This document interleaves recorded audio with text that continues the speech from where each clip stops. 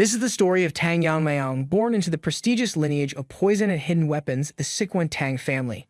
However, the family has fallen into decline following an all-out war with the demon lord who sought to take Yeon-myeong's mother.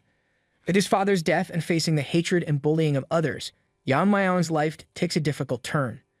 Yet one fateful day, he suddenly finds a glowing sword, awakening memories of his past life where he reached the pinnacle of swordsmanship. Now in this life, he harbors only one wish: to live normally. But to achieve that, he must clear the obstacles hindering him. Before we continue the story, please leave a like, as today's like goal is 1,500 likes, and hit the subscribe button for more videos.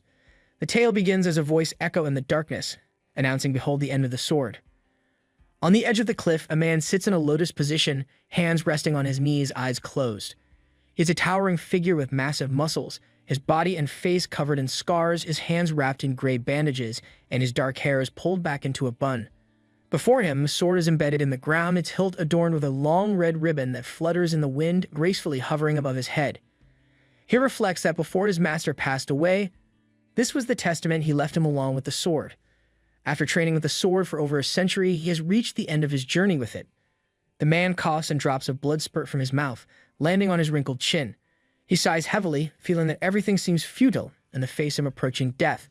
Opening his eyes, he stares sternly at his bandaged palm, regretting a life spent obsessed with the sword. If only he had spent as much time perfecting his pancake-flipping skills as he did with this sword. At least then, he'd have something tasty to show for it. Meanwhile, a young boy with his red hair tied up like a samurai's top knot gone wrong is being mercilessly beaten by some bullies. Lying on the ground, he wishes he could live a normal life. One of his attackers, a boy with white hair and blue eyes, pauses in surprise and asks what he means, then gleefully resumes kicking him, mocking the very idea of normalcy. He's getting more beatings than a dusty rug in a cleaning frenzy. The poor red-haired boy grits his teeth in pain, groaning as the blows land. His tormentor continues to kick him with sadistic delight, declaring that the son of the woman who destroyed their clan should consider himself lucky not to have been cast out, while the poor boy desperately covers his head with his hands, trying in vain to shield himself from the relentless assault. Not long ago, the well-known Tang family of Sichuan, renowned for their mastery of poisons and hidden weaponry arts, fell. The winding road reflected a gruesome tableau, covered with dead bodies like discarded candy wrappers. In the distance, houses were on fire, sending black smoke into the sky. Among the chaos, a towering structure became a beacon of destruction, with sparks flying everywhere. In front of the house lay the bodies of men felled by swords and arrows alike, victims of the emerging power within the Murim, which had laid waste to approximately 9 of its fellow sects. Yeon-myeong, the demon lord of heavenly radiance, stood amidst the chaos, a walking contradiction of awe and terror, with hair as fiery as a dragon's temper and a kimono that seemed more action than a popcorn machine at a movie marathon. With eyes blue enough to make the ocean jealous, he's not one to beat around the bush. Nope, when he wants something, he wants it, and he wants it now. He was a man of uncompromising will. If his proposals were rejected, he would not hesitate to use force. If he fancied a woman, he would ask for her hand in marriage, and if refused or ignored, he would take her away by force. Such eccentricities of Yeon-myeong extended to the Tang family in Sichuan. In the poison phoenix Tang Yeon-myeong, a girl with a long red braid becomes his target.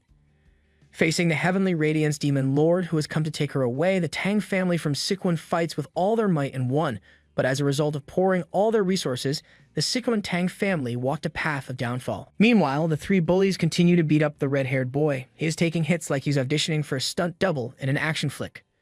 He is punched in the face and blood starts trickling from his nostrils. He tries to get up from the ground, one hand flat on the dirt behind him, while his bullies, smiling cheerfully, watch him suffer. The white-haired boy raises his fist, asking how can he give up now, indicating that there's still a long way to go. The poor boy grits his teeth angrily, his dirty face covered with cuts and bruises, and glares at his bully, who violently kicks him in the face, questioning what he is looking at. The poor boy covers his face with his hands and falls back to the ground. The boy with the white hair sneers, suggesting if he doesn't like something, he should blame his mother. After a while, as the 3 teenage tormentors saunter off into the sunset like they're auditioning for a cliché Western movie, our poor red-haired protagonist is left sprawled on the ground like a rejected extra in a low-budget action flick. With a heavy heart and heavier bruises, he ponders the cosmic injustice of his situation. All because dear old mom caught the eye of the demon lord of heavenly radiance and accidentally set off a family feud worthy of a soap opera plot twist. Later, when a round and bright moon appears in the dark sky, with his shoulders slumping lower than a deflated balloon and his head hanging like a droopy sunflower, our hero trudges toward the distant glow of a house like a sad puppy seeking shelter from the storm. He reflects on the insults and outrages hurled at his mother and himself. In the lighted room, a door opens a crack. His mother, Tang Ji, anxiously asks why he is so late. Seeing her son's condition, she is shocked. She quickly runs to him, shouting his name, Yeon-myeong, worried about what has happened to his face. Yeon-myeong laughs in embarrassment as he rubs the back of his head, telling her that everything is fine. Just then, he coughs up blood. With tears in her eyes, she asks Yeon-myeong if the kids were bullying him. Faking a smile, he denies it and tells her that he fell on his own while playing with friends. His mother asks what if he scars his face. He assures her not to worry and says he will be more careful next time, then quickly rushes into his room. His mother asks if he has eaten as if a full stomach could somehow mend a broken spirit, but he replies that he doesn't have an appetite. Lying on his bed, Yeon-myeong knows it's not his mother's fault, but there's no one he can complain to. Raising his voice will only cause retaliation, just like what happened to his father, who was assassinated, and if they leave the family, there will be no one to protect them. Well, that's about as appealing as jumping out of a plane without a parachute. There's just no safety net to catch them if they fall. He wonders if things would have been different if his father were still alive. The next day, the same group of bullies starts beating Yeon-myeong again. One of them taunts him that he should stop exaggerating and stop being a drama queen, as it is just a beginning. As the intensity of the beating increases, the only girl among them, Young-ryong, tells them to stop as she has prepared hard to play with Yeon-myeong. She then takes out a set of needles, eager to test poisons on Yeon-myeong before the upcoming clan leader competition. The ugly gorilla Tang Yeon-myeong sits on top of Yeon-myeong, holding him down. He tells Yeon-myeong that a wrong needle might cripple him and that he should be thankful for being held down firmly. As Yeon-myeong begins her experiments, she reassures Yeon-myeong that the poison won't kill him. Once the effect of the poison is confirmed, he will be given an antidote. Then, with an evil grin, she injects him with the poison, telling him that he can't die. As Yeon-myeong suffers, she finds it amusing to watch his skin react painfully to the toxins. After a few hours, it starts raining, and Yeon-myeong thinks that if he closes his eyes, he would be free, but suddenly realizes then that there would be no one to protect his mother. He wishes he were stronger so he could take care of them. His deepest desire is to become strong enough to protect his mother and to live a normal life. Just then, Yeon-myeong notices a glowing sword nearby. He didn't realize it had been there all this time. For some reason, the sword feels familiar to him. Getting a hold of it, Yeon-myeong realizes that it is his sword, the one he had trained with for over 100 years. He recalls how he created the ultimate sword during his lifetime. How many lines did he draw, but it was so futile, as despite reaching the pinnacle of his abilities, he couldn't prevent his own death. Regret overwhelmed him. If he could live a second life, he wanted to live a normal life. He realizes that in this life he has remembered everything. He was a sword master in his past life, and now in his present life, he is Tang Yeon-myeong. As he pulls the sword out from the ground, a white aura engulfs him. Determined, he decides that from now on, he will live a normal life. The next morning, his mother tells him not to go out, worried about his injuries from the day before. But our resilient Yeon-myeong, with the stubbornness of a mule and the optimism of a lottery player, brushes off her concerns like yesterday's news and assures her that he will be okay. Meanwhile, the white-haired monkey, Moonchen, thinks Yeon-myeong is avoiding them. Jungle remarks that if Yeon-myeong doesn't want his mother to see him in a sorry state, he will come to them. Moonchen shares that he will beat him thoroughly if he shows up today. A few seconds later, Yeon-myeong arrives. Yeon-myeong falls from a tree, pretending to be cute, but Yeon-myeong doesn't react. Moonchen starts mocking Yeon-myeong, questioning why he looks unharmed. Yeon-myeong confidently assures Moonchen that his attacks won't faze him, addressing him by name and leaving the bullies bewildered. Mistaking his boldness for madness, they tense up, with Jungle ready to unleash his pent-up frustration. Suddenly, it's the bullies who are left scratching their heads, wondering if they stumbled into the Twilight Zone. Yeon-myeong then shocks them further by addressing each of them by their names, which offends Young-ryong, and she contemplates killing him or doubling the poison dosage. When Jungle attempts to strike, Yeon-myeong swiftly grabs his head and thrusts it into the ground, stunning the group as Jungle topples over. Panic sets in as Yeon-myeong approaches, taunting them about their feeble abilities despite their aspirations to compete in the clan leader competition. Moonchen perceives Yeon-myeong's changed demeanor and charges toward him. However, Yeon-myeong swiftly grabs onto Moonchen's hand and with a powerful twist, breaks it into pieces. He then confidently declares that the competition for the clan leader is pretty much decided. Inside the hidden poison hall, where the clan leader once resided and major family decisions were made, but now it's just a glorified boardroom for the elders to hash out their clan drama over tea and finger sandwiches. They are discussing the participants for the upcoming clan leader competition, particularly wondering if Poison Phoenix's son will participate, as he hasn't announced his intention yet. The elder chief considers excluding him from the competition due to his ongoing bullying without showing any retaliation. One of the elders expresses concern, stating that is not Tang Yeon-myeong, the son of previous clan leader. The other elders disagree. Despite being the son of the previous clan leader, they cannot allow an unskilled participant to lower the competition's level.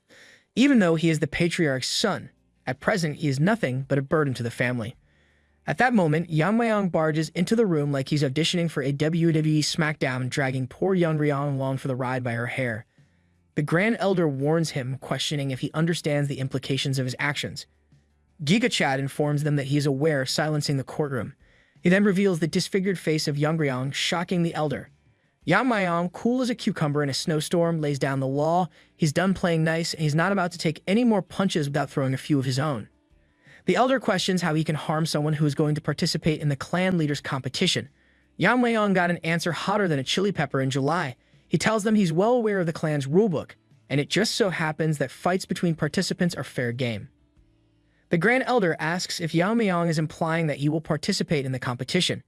Yeon-myeong retorts, asking the Grand Elder if that's not enough. He reveals that outside the main hall, Moochin and Jungle, who used to bully him, are buried in the ground. He emphasizes that he has merely followed the clan's rules, repaying kindness twofold and revenge tenfold. Yeon-myeong asserts that he has proven his qualifications and they cannot stop him. Despite some objections about how he exploited the competition to exempt himself from serious crimes, the Grand Elder allows him to participate, given his confidence. However, he warns Yeon-myeong that he had better win the competition or else he will bear the consequences. With that, the meeting regarding Yeon-myeong's participation in the future clan leader competition concludes. Later, his mother scolds him, questioning his decision to enter. Yeon-myeong defends his choice, insisting it's not a mere whim but necessary. Despite his youth, she senses the potential for greatness within him. She refrains from delving into his techniques or how he overcame those bullies. Instead, she simply asks if he's confident about the competition, urging him to answer honestly. Yeon-myeong replies in a cute manner, questioning who she thinks he is. He is the son of the Poison Phoenix, which brings tears to her eyes as she expresses her pride in him. His mother hugs him, and Yeon-myeong reflects that a mother's embrace is so warm. He is determined to continue protecting his mother and his normal life. He vows to eliminate anyone who disrupts his peace. A month has passed, and the day arrives for Yeon-myeong to leave home to participate in the competition. Yeon-myeong's uncle Jaekway expresses concern to Tang Ji-hae, questioning whether they should intervene, noting that the competition is not child's play and that she understands this better than anyone else. Tang Ji-hae, emphasizing the preciousness of every moment, insists on letting Yeon-myeong be, noting his remarkable demeanor, composure, and courage for his age. Jaekway agrees but remains concerned about Yeon-myeong's current attitude. Tang Ji-hae expresses gratitude to Jaekway for the support from him and the Dark King family. Jaekway acknowledges that the situation Yeon-myeong has created demands his involvement and admits to having high expectations for him. However, he ponders whether it is wise for Yeon-myeong not to train separately. Meanwhile, as Yeon-myeong continues his training alone, he concludes that his methods have sufficed so far, emphasizing the importance of balance. He eats the healthy meals prepared by his mother, gets plenty of sleep, and uses internal breathing methods to correct his twisted blood vessels. Yeon-myeong realizes that simply honing his strength and skill is not necessary at this moment. Instead, it is essential to fortify the vessel that contains the power of his body. At the tender age of 12, his full-body meridians and pathways aren't heavily blocked with impurities. As his level increases, a natural transformation will occur, but maintaining a strong foundation is crucial for balance. Yeon-myeong deepens his contemplation, understanding the need to focus on proper nutrition and rest for physical growth. Later, Yeon-myeong bids farewell to his mother, telling her to take care. Jaekway also says his goodbyes and expresses that it was nice meeting her. They then depart for the competition. His mother, realizing his determination is unwavering, recalls his father and murmurs to her late husband that their son has grown well, wishing he could have seen him. At the Dark King Hall, where the participants of the competition gather, Yeon-myeong arrives early and sits quietly in a corner, eating a rice cake. One of the participants notices him and remarks that he is the Poison Phoenix's son. Another bystander confirms this, noting that he is Tang Yeon-myeong, the one who bested Moochin. Another participant questions if it's just a rumor, mentioning that Yeon-myeong could not even learn martial arts. Hearing this, others murmur that the standard has plummeted since he is competing with them. Overhearing these comments, Yeon-myeong furrows his brow in concern. One of the participants then suggests taking him down right there and then. At that moment, a peculiar object strikes that bully squarely on the head. Another participant, sounding accusatory, claims that Yeon-myeong is using a hidden weapon. However, another one, confused, points out that it's just a half-eaten rice cake. Maintaining a calm demeanor, Yeon-myeong addresses the mob, reminding them that Moochin only went around with two others, But they are quite a big group, however, did not they hear how Moonchen and his group got beaten up? He then taunts them that it doesn't matter if they did not hear it and tells them to experience it firsthand. Yeon-myeong tells them that even with a crippled hand, Moonchen didn't run away. He then challenges them, asking if they will run away. The group of bullies, unable to tolerate the insult, is ordered by their leader to teach Yeon-myeong a lesson and take him down immediately. Not long after, one of the bullies was flying through the gate, landing where the Jukwi stands with a confused expression. Jukwi, realizing something happened while he was away, questions whether the person lying there is one of the participants and expresses his concern. Arriving at the scene, Jukwi is shocked by what he sees and spontaneously shouts, demanding to know the cause of the commotion. Yeon-myeong, sitting calmly, remarks that he was getting bored. In the courtroom, everyone begins to express to the Grand Elder that they can't ignore this situation. One of the elders emphasizes the gravity of the matter, questioning how so many injuries could occur just before the competition. Reflecting on the situation, the Grand Elder realizes that if such a person becomes the young clan leader, worse things are likely to happen. He suggests amending the rules of the competition. Later, the elders decide to return to the competition ground where the participants are gathered. Meanwhile, in the training area, a girl asks how the competition works. Another girl in glasses whispers that participants undergo 2 to 3 years of training at the Common Mountain and then proceed to one-on-one duels. Surprised, the first girl inquires about her identity, but the girl in glasses insists that she was just answering the question. The first girl mentions that the competition's details are supposed to be confidential and asks how she knows. The girl in glasses brags that her father works at the general office and that she received a little tip from him. Their conversation is abruptly interrupted by a voice urging everyone to be silent. Jukwi announces that they have finally arrived and introduces himself as the Dark King clan leader who will be overseeing the competition. He begins explaining the order of the competition. The crowd is amazed to see Jukwi, the youngest leader ever. Jukwi explains that the competition lasts for 4 years. The first year is dedicated to finding a suitable practice method for each individual, which could involve sword skills or poison-making skills. For the next 2 years, comprehensive training is conducted under the guidance of assigned warriors. After all the training is complete, the main competition begins, which is a one-on-one duel conducted as a goo poison match. The crowd is shocked to learn about goo poison, a method involving placing strong poisons in a jar to fight each other and refine a potent toxin. It also refers to a personal combat competition where participants fight until only one person remains. The Grand Elder explains that they were originally supposed to select the young clan leader through one-on-one duels. However, due to the unfortunate incidents that just occurred, there have been numerous dropouts. Continuing with the original rules could result in similar incidents, so they decided to change the competition format to allow everyone to exert their full power. Everyone becomes furious, thinking this change is all because of Yeon-myeong. The Grand Elder further emphasizes that the young clan leader position is vital for the future of the Tang family. He stresses that this is not a mere child's fight, but a noble ceremony where one risks their life to challenge their limits. The victor will possess everything of the Tang Sichuan family, embodying the principles of fighting, surviving, and conquering. The Grand Elder announces the names of those who will survive through the Gu prison: Tang Jonggol, Tang Moonchen, Tang Yeon-myeong, Tang Sacheon, Tang Juklin, and Tang Yeon-myeong. Meanwhile, Yeon-myeong reflects that the challenge doesn't seem hard at all. Later at night, in the Sichuan Province Black Death Alliance territory, the main camp of the Dark Moon Sword Sect, a meeting takes place in a dimly lit room. Manhwa addresses his executives, acknowledging their busy schedules but urging them to listen to his important message. He mentions the recent scheme plotted by the Tang family. Another executive asks if he is referring to the young clan leader competition, and another adds that their spies reported the competition was declared a few days ago. Manhwa explains that right after the announcement, the children of the Tang family who have the potential to become the young clan leader left in carriages.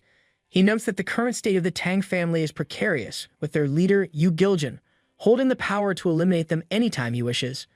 Manhwa continues, stating that for now, Yu Giljan is leaving the Tang family alone because they still have some use. He emphasizes that it is as clear as day that those children are the future of the Tang family, and if anything goes wrong, it would deal an irreversible blow to the Tang family. The words of the elder of the Dark Moon Sword Sect are indeed true, prompting smiles from some executives. However, another executive cautions that despite their decline, the Tang family remains an entity to be wary of. He asks Manhwa when they should act. Manhwa responds that for now, they will do nothing. Tracking the carriages and eliminating the potential future leaders of the Tang family would be easy, but it wouldn't truly deliver a significant blow. Since the young clan leader competition runs for a total of 4 years, Manhwa imagines the potential consequences if, after all that effort and nurturing, all the carefully groomed children of the Tang family were to die at the climax of the competition. He concludes that for now they should track where the carriage is heading and make their move after the 4 long years have passed.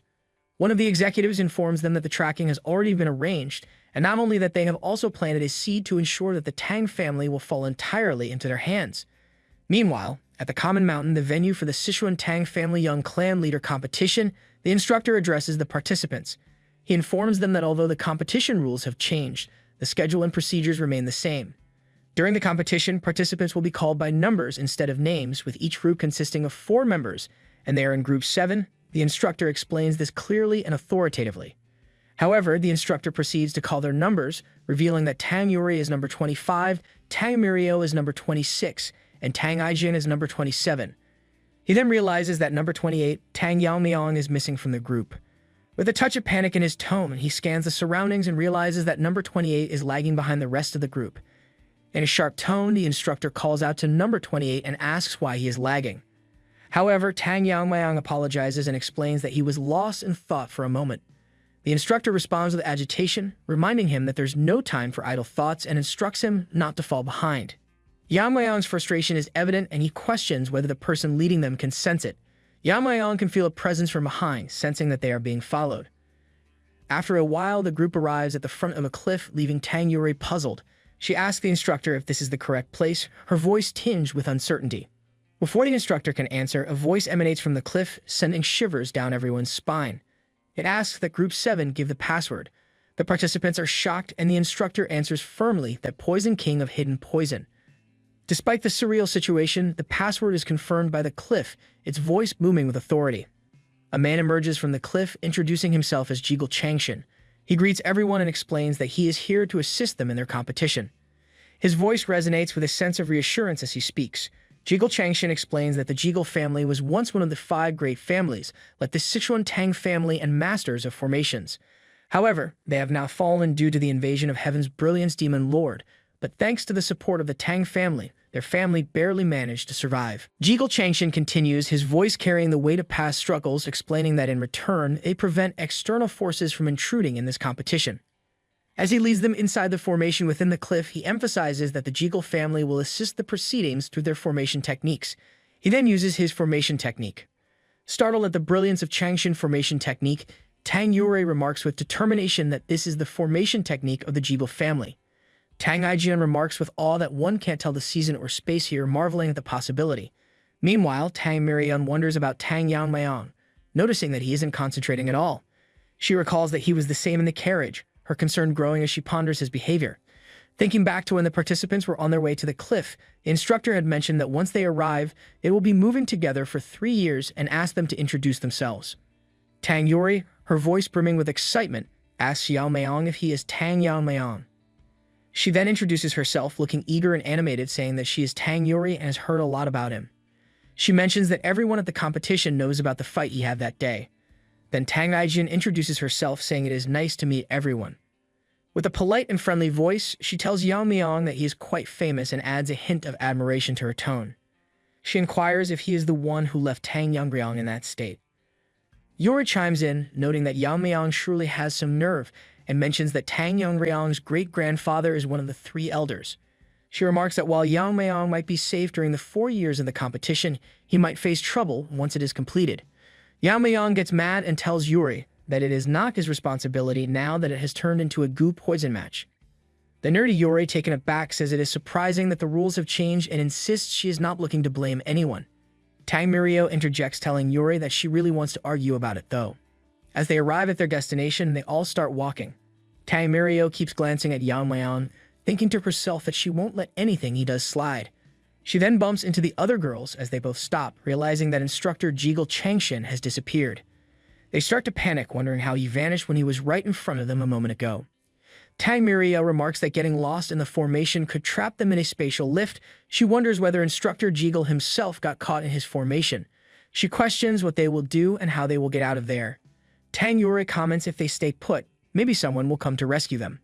Suddenly, Tang Yeon notices Yeon-myeong heading somewhere and can't understand what is on his mind, why he is so calm, and what he plans to do. Meanwhile, walking in a different space, Jigul Changshin realizes that the children have probably started to panic by now. He knows there is no way to get out of the Jigul family's phantom dome of 7 castles without a spell. He reflects on the pettiness of the Tang family elders, who would kill an entire group just because of one child. Grand Elder Tang himself had asked Changshin to eliminate participant number 28. While this serves localized purposes, it would also strengthen the relationship between the Jeagle and Tang families. However, Changshin cannot ignore the inherent unfairness of the competition. He recognizes that this will hurt the Tang clan in the long run, even if it allows them to achieve their immediate goals. Despite this, he understands that the Jeagle family's position will only improve through these actions. While pondering this, Jeagle Changshin feels the entire space shake and hears a strange sound. Turning around to see the source, he is startled to find contestant number 28 staring at him eerily through a spatial crack.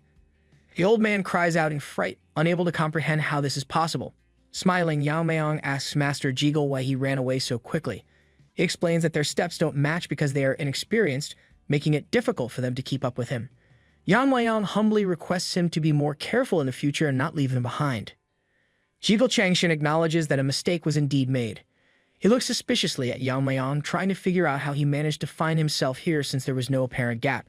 Yuri asks how he did it. Yeon-myeong replies that he simply cut through space. In awe, she cannot believe that Yeon-myeong managed to cut the incarnation.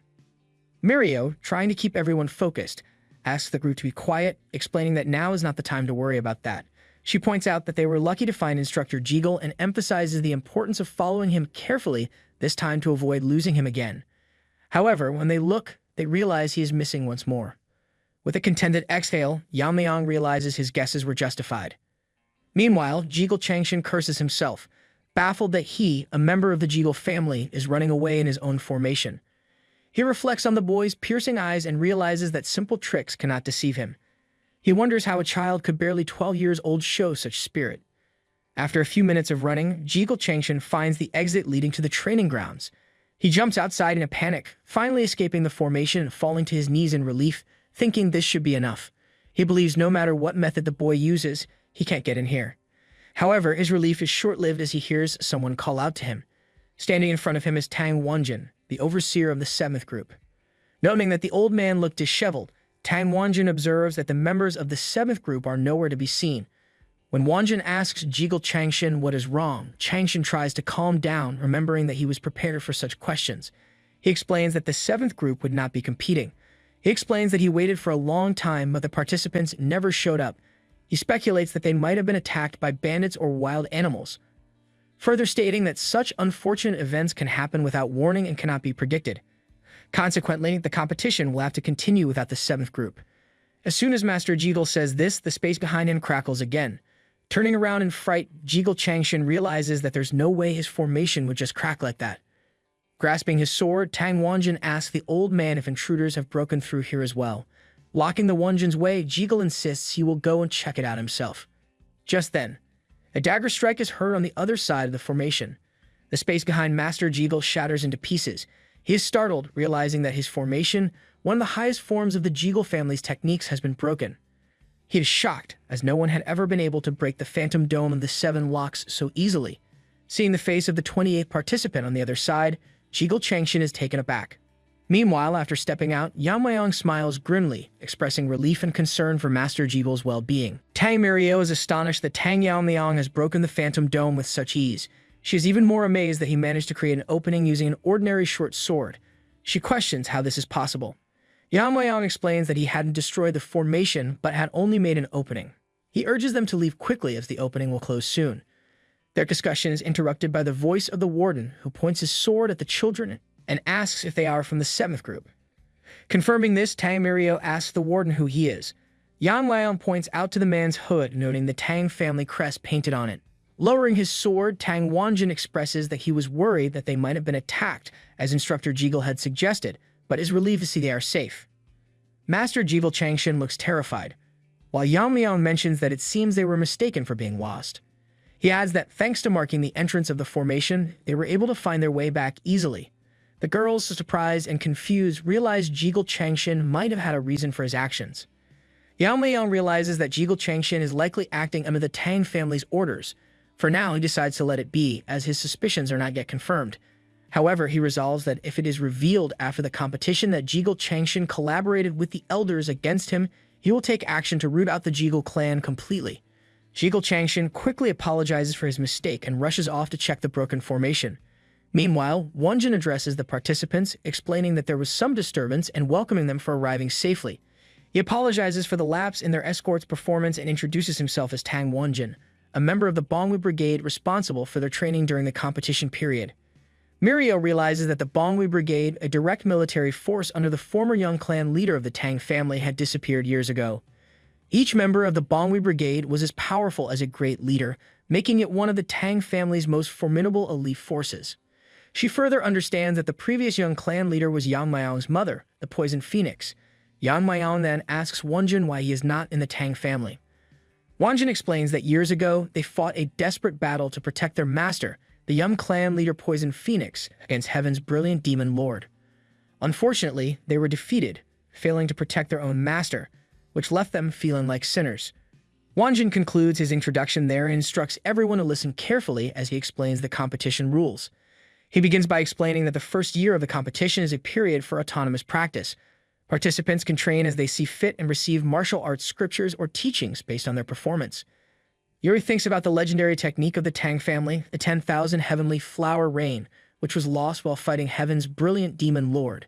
She wonders if it can also be included in their training. Wonjin explains that the 10,000 heavenly flower rain is granted to the one who becomes the young clan leader. Though the technique is incomplete, its essence has been passed down by the elders. Yeon-myeong realizes that the 10,000 heavenly flower rain is a technique that handles numerous hidden weapons like a storm, similar to the sword control technique. He considers that maybe he can try to mimic it to some extent. Wonjin further explains that they will receive the essence of the 10,000 heavenly flower rain from the elders one by one. He admits he doesn't know if they can truly handle the technique, but encourages them to focus solely on their training. Whether they choose to train together or individually, they should feel free to do so, emphasizing the importance of dedication and practice. Yuri asks Wonjin where they will be staying and sleeping. Wonjin responds that they must become self-sufficient in the forest, as comfort will not make them strong. He emphasizes that adapting to extreme environments is a priority at their current level. Holding his hand gripped tight, Wonjin instructs them to start practicing based on their judgment. Yeon-myeong comments that it is okay to live comfortably, noting that proper nutrition is important during the growth period and suggesting that adapting to the forest's environment seems unnecessary. Wonjin stares at him deadly, while the others are shocked and scared. Wonjin realizes that Yeon-myeong's attitude epitomizes arrogance. If this child is indeed the one who broke the barrier, it might be good to verify his abilities. Shocked, the other three immediately try to stop Yeon-myeong from continuing his nonsensical behavior. Wonjin suddenly announces that if Yeon-myeong passes a test, he can stay in the manor inside the formation. If he fails, he better be ready for the consequences. The test is simple. Team members will surround Yeon-myeong and throw hidden weapons at him. The test ends if he manages to block or dodge them within 5 steps. They will start as soon as he covers his eyes. Yeon-myeong, our Giga Chad, obediently covers his eyes, while the ninjas on the trees remain calm. A tense silence envelops the scene. Mirio ponders why the ninjas aren't attacking immediately, realizing they might be deliberately increasing the pressure over time. Suddenly, the ninjas launch 167 blades at Yeon-myeong. With swift precision, our boy draws his blade and effortlessly deflects all the incoming blades. This display underscores a crucial aspect of martial arts. It's not just about technique, but also about fundamental principles such as weight, speed, and adaptability. The martial arts of Ascension encapsulate techniques like breaking, scattering, attaching, cutting, and sharpness. For Yeon-myeong, who had already attained enlightenment through the sword in his previous life, deflecting the hidden weapons was a straightforward task. However, for those who had only trained without achieving enlightenment, it came as a shock. Wonjin observes that with just a single movement, Yeon-myeong repelled all the hidden weapons, but upon closer inspection, he realizes they weren't repelled, but attracted. After effortlessly neutralizing each threat, Yeon-myeong removes his bandage and queries if he has passed the test. Wonjin, standing there completely stunned, manages to tell Yeon-myeong while coughing that he has indeed passed and can go to the manor to rest. However, Tang Mirio interjects, reminding him that he shouldn't leave his team behind to enjoy comfort alone. Yeon-myeong, with a mischievous grin, teases about the different taste of meals in the manor, but questions if they even provide meals in the forest, trying to make them jealous. Furious, Mirio tells him to stop right there, while the other two try to calm her down. Witnessing this, Wonjin feels relief seeing that the other members haven't lost their motivation. However, he realizes that the outcome of the battle may have already been decided before the competition even began. He acknowledges that Yeon-myeong could be the one, maybe he can revive the Sichuan Tang family. Meanwhile, turning behind, Yeon-myeong instructs his team members to make sure to include meat with every meal, mentioning that they need to eat well during their growth period. This time, They're hunting a pack of wolves for their dinner in the cave where they reside. Tang Yuri comments that it's fortunate the paralysis poison they prepared worked. Aijin adds that if they keep doing this, they should be fine. Later, as they eat, Yuri praises Tang Aijin's impressive poison-making skills, while Aijin notes that her rainstorm technique is not ordinary either. Tang Yuri continues reflecting on their journey. She mentions that it's been about 4 months since their first day, during which they were busy running away. She recalls their struggle with a bear encounter and the difficulty of finding prey, resorting to eating grass roots. They shed tears of relief when they finally succeeded in hunting. It was tough, but they somehow managed to find shelter. As they continue eating, Aijin expresses resentment towards Yeon-myeong, speculating that he must be living comfortably by now. Hearing his name, Mirio becomes annoyed and firmly expresses her disdain for him. Aijin explains that she was merely curious, but Mirio dismisses her explanation, expressing annoyance. She asserts that Yeon-myeong is probably idling around by himself, waiting and watching. With a hint of vindication, she predicts that once he goes to the manor, he'll receive what he deserves. Aijin mentions that considering Yeon-myeong's earlier performance, if he has continued to train until now, he must have become incredibly strong. Suddenly, Mirio realizes that all the meat has disappeared, not realizing her grave mistake. Tang Yuri admits that she ate it. Furious, Mirio and Aijin, holding knives to Yuri's face, lock the light, possibly planning to kill her for eating their food. In the Gangdong Mountains within the Seven Locks Phantom Dome Formation stronghold, our Jigachad is standing in the middle of the training ground surrounded by the warriors of the Bongwi Brigade. Wanjin swiftly issues the command to commence. Responding promptly, the warriors initiate their onslaught from all angles. Yeon-myeong remains poised, effortlessly deflecting the charging warriors' blows. Despite some warriors falling, a multitude persists. Evading each attack with finesse, Yeon-myeong retaliates relentlessly. Realizing the moment is right to try out his new technique, Yeon-myeong grips a ring-like sharkin as his weapon. In one fluid motion, he tosses the weapon while leaping through the air. Witnessing Yeon-myeong's actions, the warriors get themselves ready, anticipating the onslaught. As Yeon-myeong's weapons scatter unpredictably, the warriors struggle to foresee their trajectories. One warrior voices the futility of attempting to block such randomness, only to realize too late as the shurikens find their mark relentlessly. Amidst the chaos, a warrior exclaims in astonishment at the incredible speed of the shurikens, too swift for the human eye to follow. Observing the spectacle from the edge of the training ground, Wanjin finds himself in disbelief. He remarks that what he's witnessing cannot be real, as Yeon-myeong effortlessly neutralizes trained members within moments, controlling the power of his wide attack to merely graze everyone's skin. Wanjin speculates whether this technique was something Yeon-myeong created. Seeking clarification, Wanjin queries Yeon-myeong, who modestly attributes the feat to himself. Acknowledging the difficulty of even blocking such a technique, Wanjin expresses admiration, prompting him to inquire about its name. Yeon-myeong responds that he named it Whirling Line Frenzy Dance. Wanjin remarks to Yeon-myeong about the significant internal energy consumption associated with the Whirling Line Frenzy Dance, questioning how he manages it. Wanjin elaborates, mentioning that he once sought a manual on eye techniques from one of the warriors. He recalls encountering 2 techniques, Piercing Sky Eyes and Current Flow Eyes. The warrior advised prioritizing Piercing Sky Eyes over Current Flow Eyes due to the latter's incomplete status.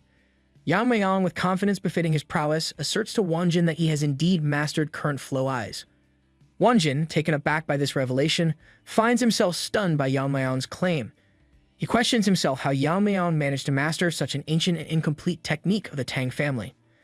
Yeon-myeong explains that although the essence of Current Flow Eyes was missing, he recognized it as part of the ascendant martial arts. Using this technique, he can throw weapons along a trajectory he visualizes, allowing him to hit precise points with minimal internal energy expenditure. Wanjin, no longer easily surprised, informs Yeon-myeong that in 2 months, kids from his team will arrive to undergo the same test under identical conditions. He reveals that these kids have already demonstrated the skills necessary to advance to the next test, but opted to return more refined. Yeon-myeong concludes that it's good for his teammates and expresses excitement to see how strong they have become. As he walks away from the training ground, Wanjin reflects on his earlier worries about the kids' training methods, but dismisses them as irrelevant. Yeon-myeong, meanwhile, ponders his past life, where his only connection was with his master, the Sword Ghost. Now, despite his origins and past actions, he is forming new bonds, which he considers part of an ordinary life. He finds himself missing his teammates and realizes that he wants to see them soon, lost in thoughts of his previous days. Back in the cave where the 3 participants had taken shelter, Mirio, with a grim expression, angrily shouts at Tang Yuri, accusing him of eating all the food. 2 months have passed, and it is time for the remaining participants to join Yeon-myeong at the manor. Mirio, now highly determined, reflects on their progress. She notes that on the first day of training, they were mere novices, but now they have reached an entirely new level of power. With a fierce expression, she declares that before reuniting with Yeon-myeong, she intends to excitedly split his head in half. With a scary expression, she imagines a future scenario where at the end of the competition, the announcement declares, "Down with Yeon-myeong, it is victory for the 7th team." The group arrives in front of the manor, each sporting a grumpy expression. Tang Mirio shouts for Tang Yeon-myeong to come out immediately, but after a while there is no response. The manor is strangely quiet. Tang Mirio wonders aloud why it is so silent and speculates if he has run away. Clenching her fist, Tang Yuri laments that she wanted to smash his head. She joins in, sharing the same frustration. Tang Mirio then notices that only the two of them are raging and shouting. When she turns her head towards Aijin, who stands at the back, she is shocked to find Tang Yeon-myeong standing there next to her. Both are stunned, their jaws dropping in disbelief. With a relaxed expression, Yeon-myeong reveals that he was hiding to surprise them and asks what they intended to do with his head. The shock on their faces is evident as they try to process the situation. Yeon-myeong smiles and teasingly calls Mirio a cutie. Tang Mirio looks shocked as she tries to process what has just happened. Yeon-myeong asks them what they are doing, further teasing them by recalling their talk about smashing head and splitting it in two. He then asks if they will show him the results of half a year's training or if he should attack first, his eyes glinting mischievously. However, Mirio quickly becomes scared and says there is no way they were serious, insisting it was all a joke. With this unexpected turn of events, she ponders how they failed to notice him. Living in the forest should have sharpened their senses, but she wonders if this is the difference between them as she continues to contemplate the situation. Tang Mirio observes that he has grown taller and even his face has changed. Startled by her own thoughts, she realizes she is developing feelings for him, rationalizing that it's because she has only seen animals in the forest until now. Hugging his two friends, Yeon-myeong reassures her not to be too discouraged. He acknowledges that from his perspective, Mirio has become incomparably stronger than before. With a teasing tone, he adds that she might seem less impressive only because he is there. In the meeting room where the Jegal clan's elders hold their gatherings, Jegal Changshin arrives. One of the Jegal elder acknowledges his presence while another comments that it has been 6 months. It is hard to see his face. Jegal Changshin, also famous as Jeonju, taking his seat, suggests they get straight to the point as they don't have all day. He asks other elders if there is anyone of note in their group. One of the elders speaks up, mentioning that participant number 2, Aka Yeon-myeong, has shown a notable growth rate compared to others. He explains that rather than a will to become stronger or to survive, it seems she is burning with immense hostility towards someone and is feeding on that emotion. Another elder interjects, mentioning that if they are discussing potential winners, they can't ignore participant number 10, who passed the warrior's test in just a month. As the discussion continues, Jegal Changshin dwells on his own thoughts, noting that participants number 2 and 10 have certainly stood out, but compared to number 28, they seem quite ordinary. With a grave expression, Jegal Changshin recounts his observations of participant number 28, thinking that it was surprising enough that number 28 broke out of the formation, but when he spied on number 28's training later, he was utterly shocked as the participant demonstrated skills that even skilled masters couldn't perform. However, recruiting participant number 28 is too risky since he seems to have noticed his scheming. One of the elders, sensing Jeonju is uneasy, interjects with concern, asking if he is all right. The old man, already startled, thinks to himself that it's probably better not to bring up his true concerns. He then dismisses it, saying that it's nothing and that he tried to find someone from his group but found nothing. Jegal Changshin then addresses the other elders, expressing that hearing about participant number 2 has piqued his interest. He suggests recruiting number 2 and introducing her to his nephew, who is quite a character. He mentions that he heard number 2 has a disfigured face from a facial injury, and it should be hard to sway the heart of such a child. He proposes that if they help this child win the competition and become the young clan leader, then engage her with his niece, the Jegal family will officially become the external family of the Tang family head. Jegal Changshin continues outlining his strategic maneuver, explaining that this will grant them the authority to intervene in Tang family affairs. By increasing their influence within the Tang family and securing interests, it will eventually merge the Tang family with their main house. He further enlightens the council that this is why they supported the Tang family's competition. Jegal Changshin elaborates, revealing the depth of his calculated plan. Jegal Changshin then wraps up the meeting, his tone final yet his mind already plotting the next move. As he exits the meeting room, his thoughts churn with calculated schemes. He deems number 28 too valuable to lose and considers tempting him with revenge if he survives the competition. By adopting him as a son and offering him the position of Jigul leader, Jigul Changshin envisions a significant strategic advantage. Meanwhile, back at the manor where the participants reside, Muriel reflects on their intensified training regimen. Despite the increased demands, she acknowledges that nothing compares to the comfort of a good night's sleep. Turning her attention to Tang Yori, she inquires if Aijun and Yeon-myeong went to the lab today. Yori informs Muriel that Aijun stormed into the lab, grinding his teeth and vowing to kill. Muriel's eyes sparkle with excitement upon hearing this, acknowledging that Aijun is the best in poison-making after all. Inside the lab, Aijun displays the poison he meticulously prepared to Yeon-myeong, emphasizing its potency and significance. As Yeon-myeong moves the bowl of poison closer to his mouth, Aijun demands an explanation, questioning what Yeon-myeong is intending to do. With Aijun's attention fixed on the poison, Yeon-myeong surprises her by swiftly ingesting the poison she prepared. Caught off guard, Aijun panics, shouting at Yeon-myeong for ingesting the poison and labeling him as a maniac. She urgently requests him to spit it out and starts shaking Yeon-myeong. Worried, Aijun wonders if the poison is already taking effect. Yeon-myeong spits the poison all over Aijun and asks her why does she keep shaking the person's body like that. He then questions the potency of the poison, expressing surprise that it's weaker than expected. Furious, Aijun asks Yeon-myeong what he is talking about. That is a poison that could melt even his insides, but then questions why he is still okay.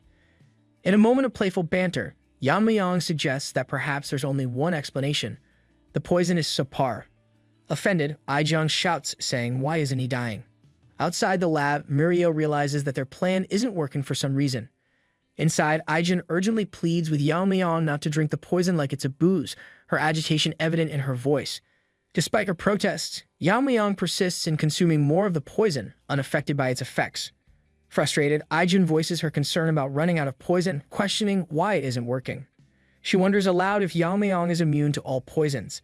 Meanwhile, Yeon-myeong inwardly contemplates that his resistance isn't just immunity to all poisons, but rather a result of the Tang family's core technique, the poison refining madness. Yeon-myeong muses aloud about the paradox of those who work with poisons potentially becoming poisoned themselves. As someone titled the Master of Poisons, he questions whether he should be able to control even the poisons that enter his body. As expected, he notes that the poisons entering his body are transformed into internal energy and accumulate within him. Within a certain threshold, poisons become indistinguishable from elixirs for him. However, he reflects that this state can only be achieved through profound realization, not merely by viewing poison as a weapon. Yeon-myeong further explains that weak poisons hardly increase his internal energy anymore. He now requires stronger poisons. He concludes by noting that there are many things to take care of before leading an ordinary life. Yeon-myeong reflects that he could take on the elders anytime he wants. However, he acknowledges the potential threat posed by the Black Death Alliance or the Heavenly Brilliant Demon Lord, which could jeopardize the outcome. While he holds no personal grudge against the Black Death Alliance, he recognizes the significance of their influence, particularly since they've divided Sichuan City. He contemplates the leader of the Death Alliance, known as a genius of the era, who has already destroyed 3 of the 9 factions. Yeon-myeong admits that if he were his former self, he could easily confront such a figure, but acknowledges he is not there yet. His words are laden with implications of the challenges ahead. To achieve the normal life he dreams of, he realizes he must become as strong as he was in his previous life. He considers the possibility of Aijun creating a poison several times stronger than their current capabilities. Just then, Aijun comments that if only he could create the Tang family's 10 poisons. Surprised, Yeon-myeong inquires what is that.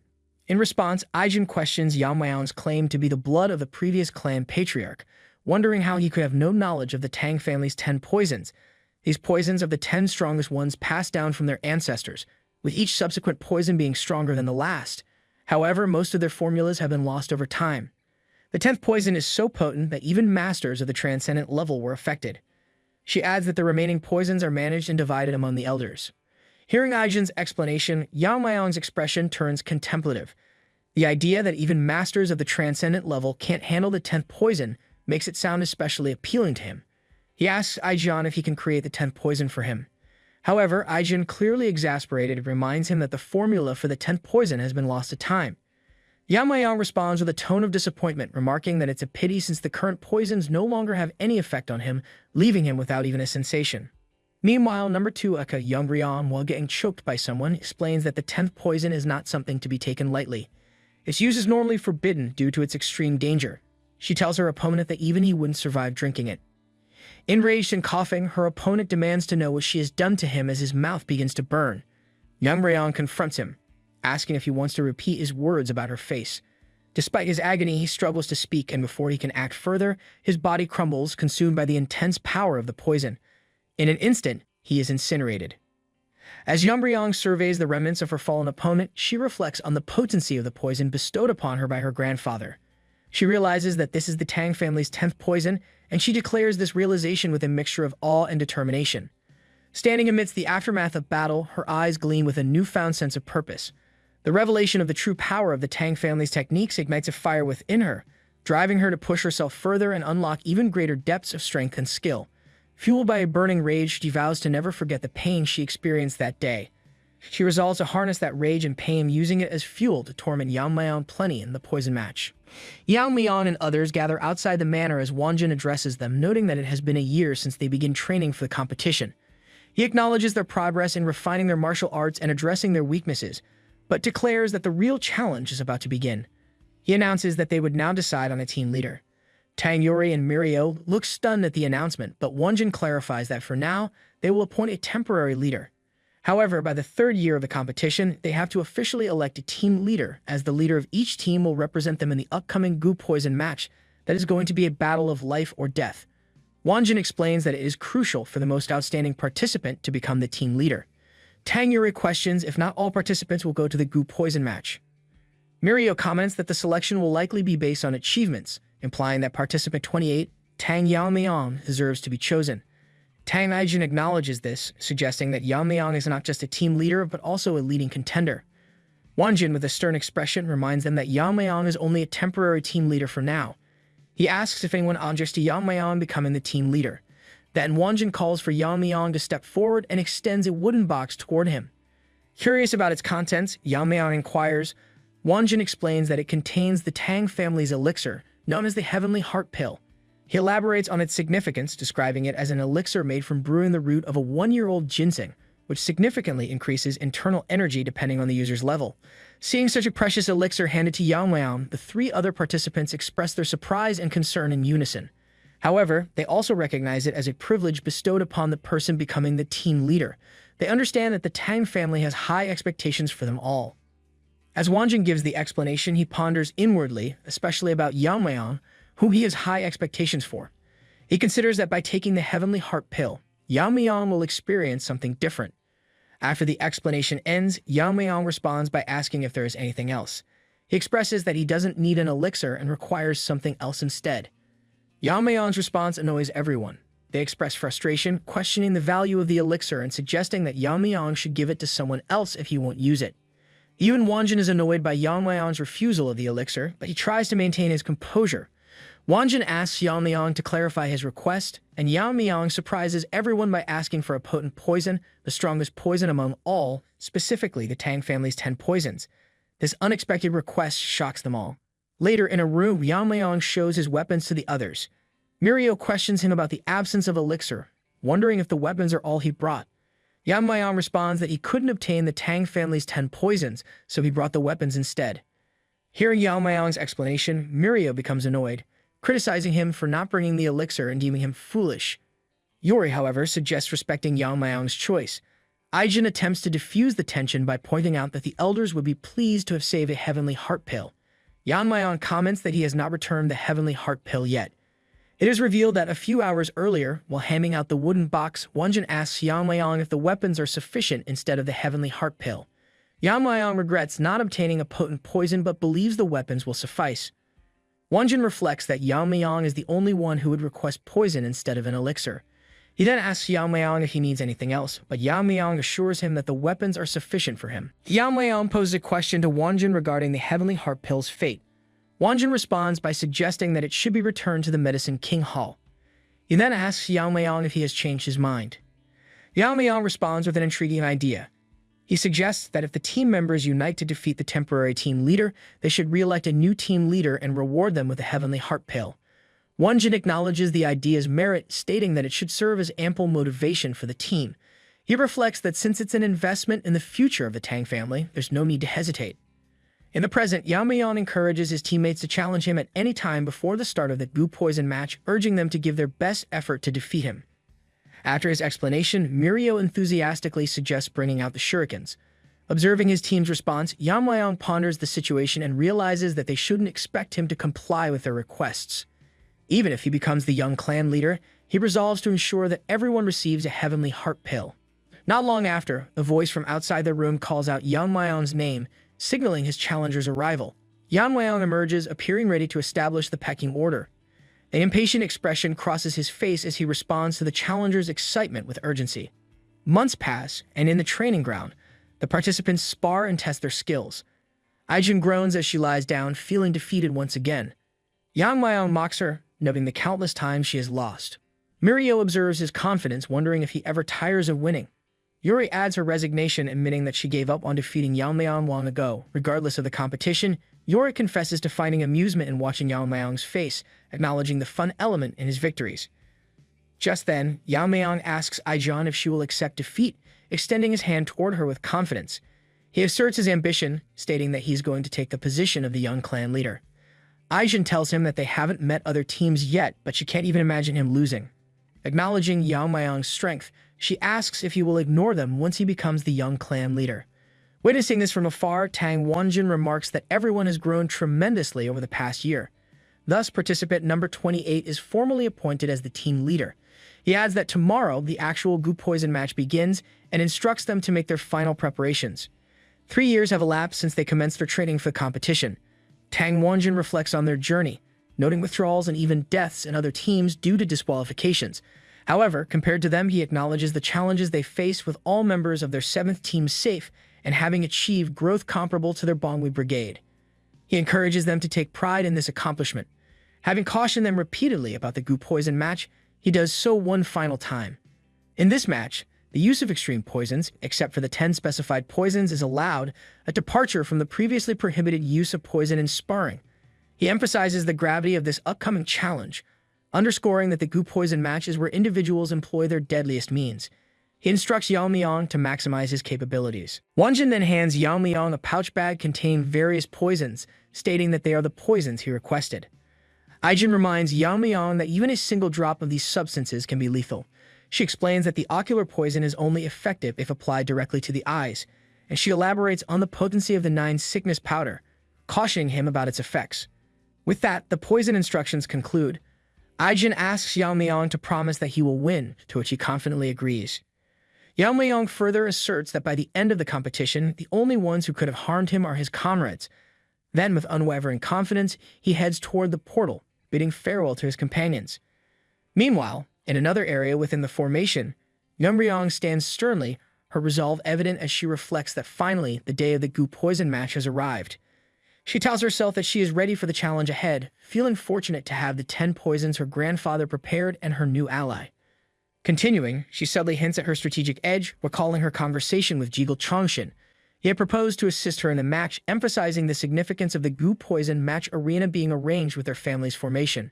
He'd assured her that manipulating the formulation and positioning her favorably would be easy for them. When she questioned his motives and what he wanted in return, Jigul Chongshin honestly admitted that their Jigul family sought revival, a desire to maintain their sovereignty. They wished to join forces with the Tang family without relinquishing all their power. Yeon-myeong inquires whether Jigul Chongshin wants to use her as a pawn to intervene in Tang family matters, expressing skepticism about his intentions. She asks him what he would do if she were to reject them all. Jigul Chongshin replies that this is precisely why he has come, to build trust. He urges her to share her desires with him.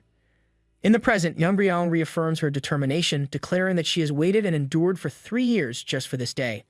She resolves to kill Yeon-myeong and reclaim the life she lost, her determination unwavering. In another area within the formation ground, a figure holding a blood-stained sword expresses disappointment. He remarks that he had expected much from the Tang family's strongest military force, only to find them lacking. He reflects on the past 3 years, feeling that it was all just talk and wasted time.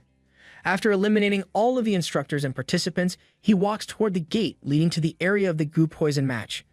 He expresses a wish for more interesting adversaries inside, anticipating more worthy opponents. Yet at another place, Yeon-myeong arrives at a hill, his anticipation evident. He remarks that it's a perfect day for someone to die, his determination clear. Stating the vast surroundings of the Gu Poison match area, Yeon-myeong remarks on its expansiveness, noting that it will take some time to encounter anyone. But just when he thinks he's all alone in this martial arts playground, his spidey senses start tingling because he catches sight of someone giving him the old stink eye from beyond the boundaries of the formation. The observer, a man with a plan and a whole lot of pent-up frustration to boot, notes that as expected from the 7th group, number 28 has appeared. He expresses frustration, saying that the more he sees, the more he realizes his potential is being wasted. But since the Jeagle family has made its choice, he resolves to eliminate number 28 quickly before any variables arise. However, as he strategizes his next move, he realizes Yeon-myeong is observing him from inside of formation. He feels a sense of tension as their eyes meet. Startled by the unexpected connection, the observer, who is actually Jeagle Changshin, wonders how such piercing could occur through so many layers to the reality of formations. However, he suddenly gets interrupted as the connection to the inside of the formation is disrupted. Simply waving his hand, Yeon-myeong remarks that he felt an unpleasant gaze, wondering if it's from the Jeagle family, recalling Tang Wonjin's warning about interference in the match. In the Gu Poison match, no one except the participants should interfere, but Yeon-myeong has heard that the Jeagle family has been meddling since the start of the competition, and now even in the Gu Poison match. Whatever they're planning, he resolves to let them try, focusing instead on the match ahead, as he's not about to let anyone, not even the Jeagle family, rain on his parade. Meanwhile, Jeagle Changshin can't believe what just happened. Pondering inwardly, he reflects that he was surrounded by several layers of formations, yet Yeon-myeong recognized him. If he hadn't quickly withdrawn his true sight, which he involved in the world of formations, he would have been blinded. Acknowledging the danger of the situation, he realizes the peril involved as Yeon-myeong's swordsmanship cuts through the space of the formations, reaching its essence. Changshin realizes that he has never seen such a level of swordsmanship in his life. He admits to recognizing Yeon-myeong's exceptional skill. Changshin further thinks that this guy is not someone they can handle, and if he notices their intention, he'll surely seek revenge. He intends to stop number 28 by any means necessary. He resolves, understanding the gravity of the situation. In a far corner of the formation, a participant finds herself caught in a nightmare, her body a canvas painted with bruises and blood.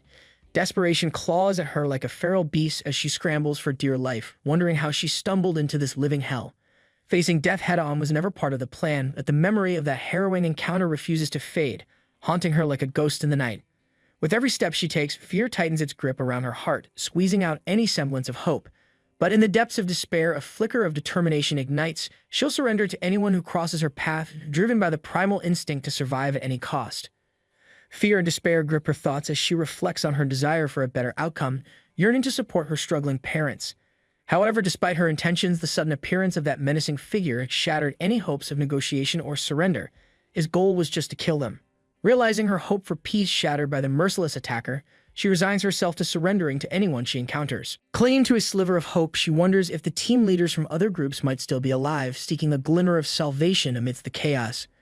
However, her thoughts are interrupted by the menacing presence of another participant, known for his brutality, who taunts her with the heads of his victims.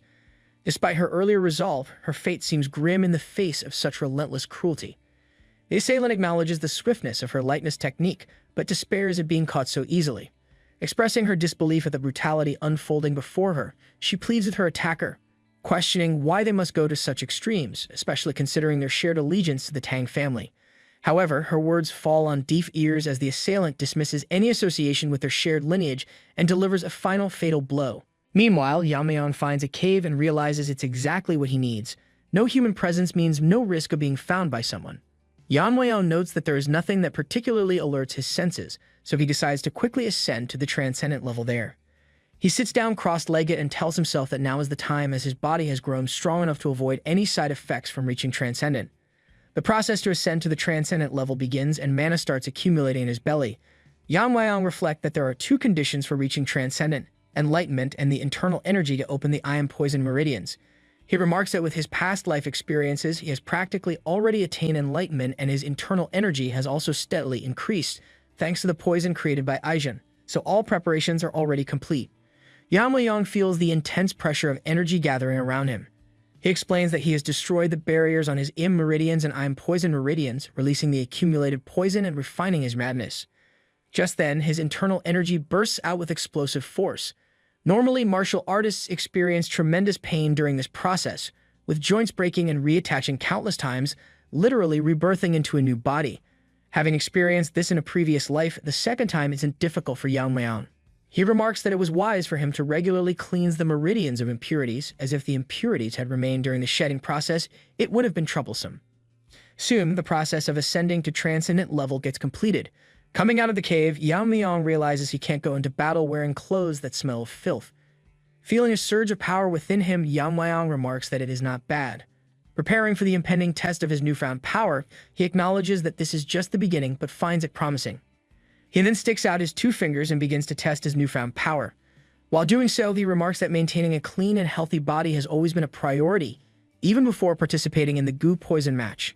While keeping his other hand behind his back, he adds that there are a few other noticeable physical changes.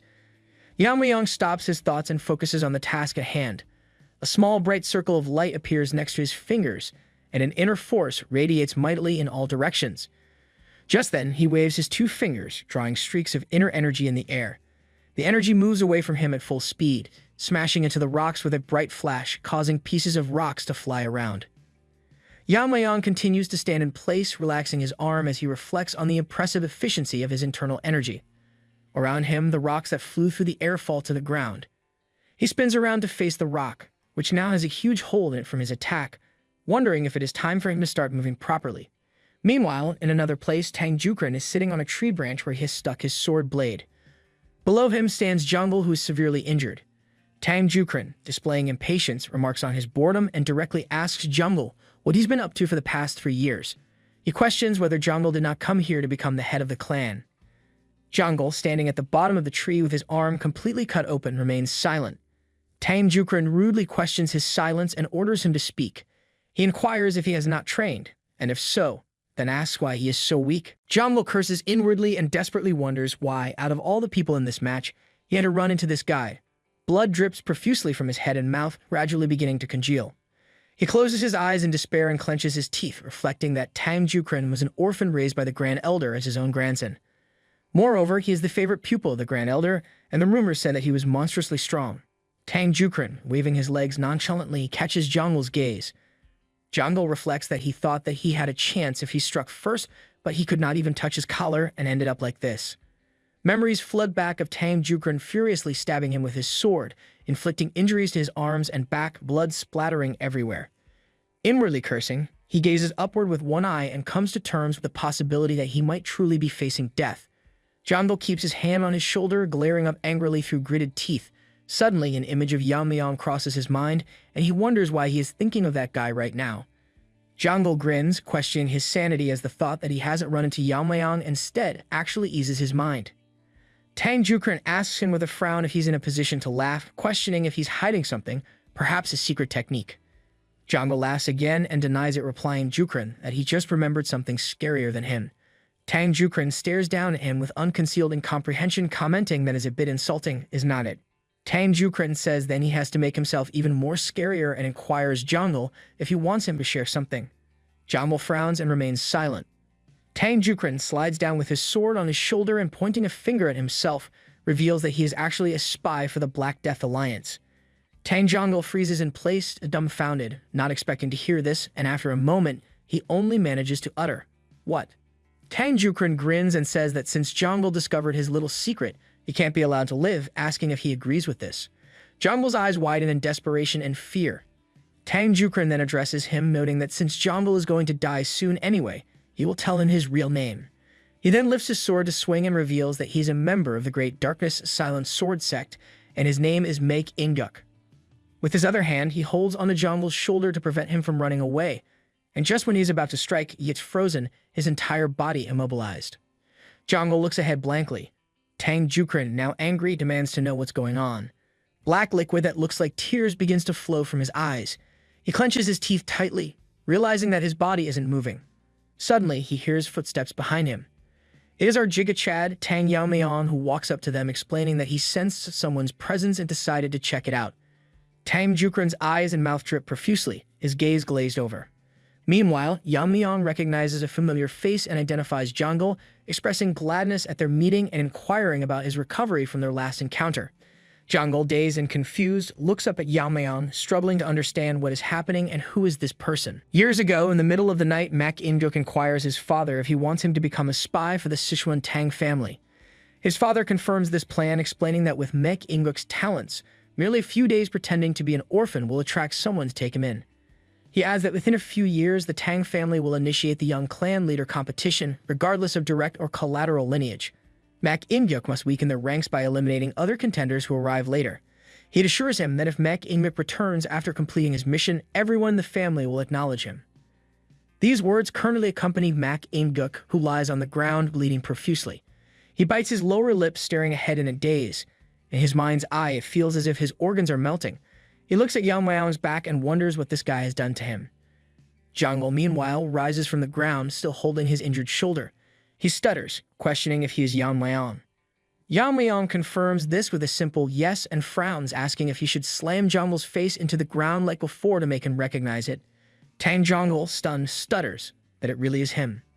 Yeon-myeong points a finger at Mak In-gyuk, who lies on the ground, and asks if not this guy confessed to being a spy. Jang-wol stutters back exactly, adding that Mak In-gyuk said so himself. Looking at the spy, Yeon-myeong says that he has heard clearly about him mentioning Dark Moon's sword sect. He then wonders was he the tale he sensed before entering Gangdong Mountain. However, Yeon-myeong decides to capture him first. With a gesture of his fingers, he forces a needle out of his neck, causing Mak In-gyuk to cry in pain. Seeing the poison needle in Yeon-myeong's hands, Jang-wol comments if Yeon-myeong coated the needle with poison. He wonders what kind of poison causes such a reaction from such a small needle. Yeon-myeong turns to Jang-wol and asks if he has seen any other participants. Jang-wol suggests they should neutralize the poison and interrogate him about his purpose. Yeon-myeong reflects that they can detoxify him to extract information, but if the spy tries to seize the moment, it could be risky. Realizing this, he declares that the spy has already admitted to being from the Black Death Alliance, making his motives clear, so there is no need to detoxify him. Meanwhile, Mak In-gyuk clenches his teeth, dripping with anger and undisguised rage as he struggles to stand, leaning on his weakened arms. Jang-wol turns to Yeon-myeong and comments that he has changed a lot.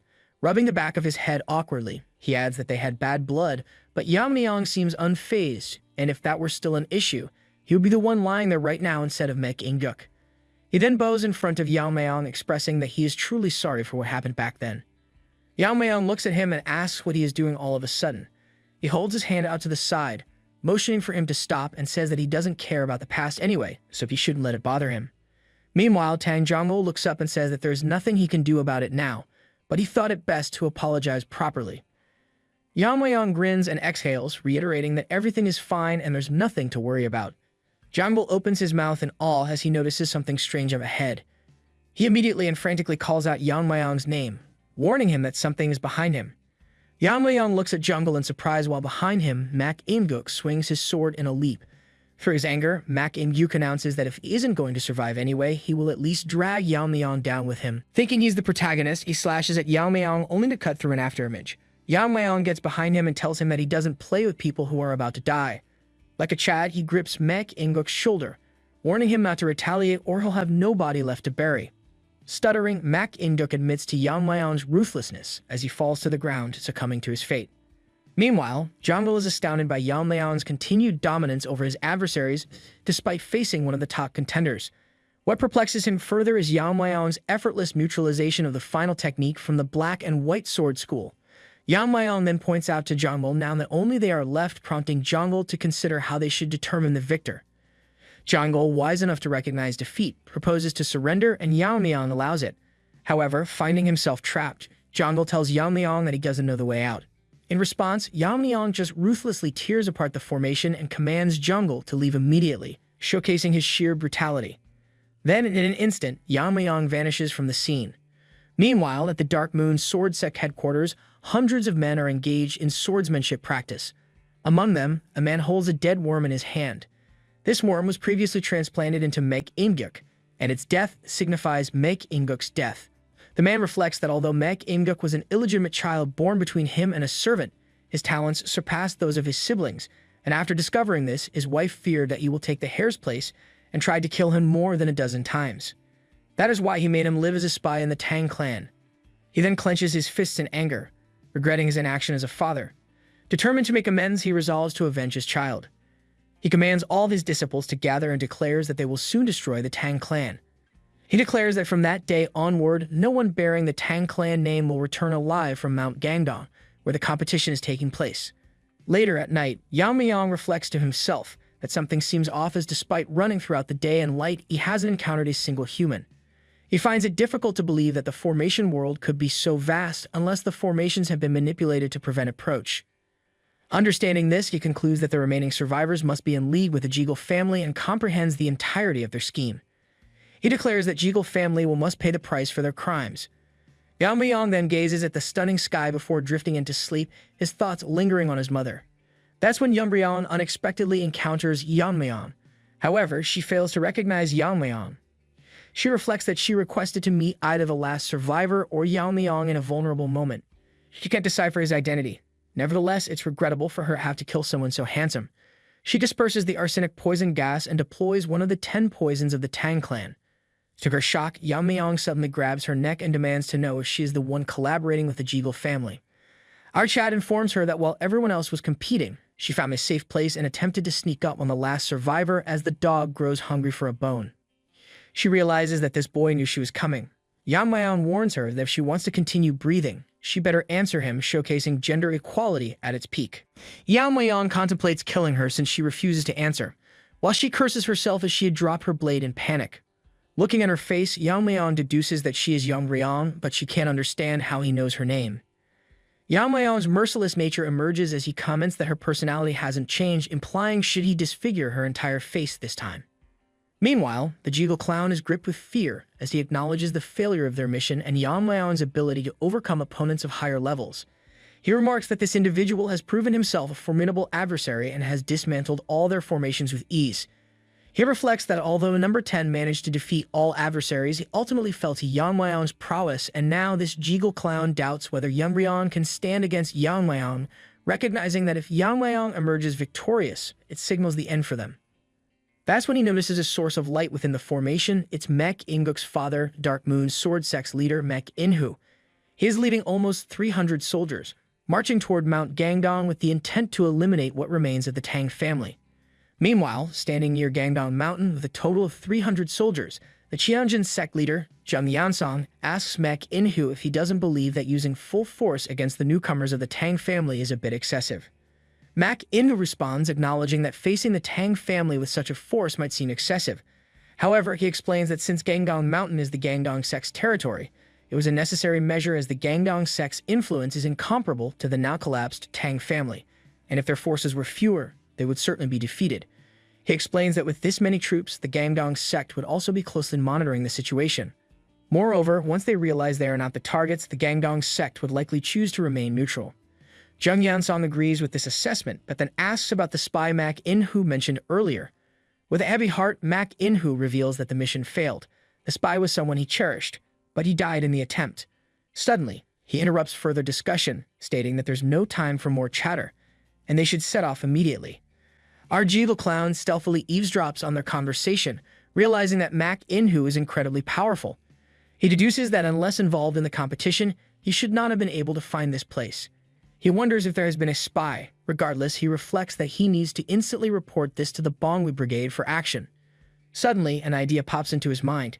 He can use their hands to kill Yeon-myeong, as it will help keep their plans hidden from the family. Meanwhile, our Jiga Chad lifts Yeon-myeong by her neck into the air. Now recognizing Yeon-myeong, she curses herself for failing to identify him sooner. Realizing she's facing death, she acknowledges that her only chance of survival lies in using the fire dragon's poison. With a sense of urgency, she retrieves it. Looking at the blade on the ground, Yeon-myeong notices it is coated in some kind of substance. Finding him distracted, Yeon-myeong attempts to throw the fire dragon's poison at him, but our Chad intercepts it. He takes the poison can from her hand and demands that she tell him what it is. Judging by its color, he deduces that it is the same poison as the one on her blade. He asks Yeon-myeong if she won't tell him, suggesting they revisit the old days for a bit. He then prepares to administer the poison to her.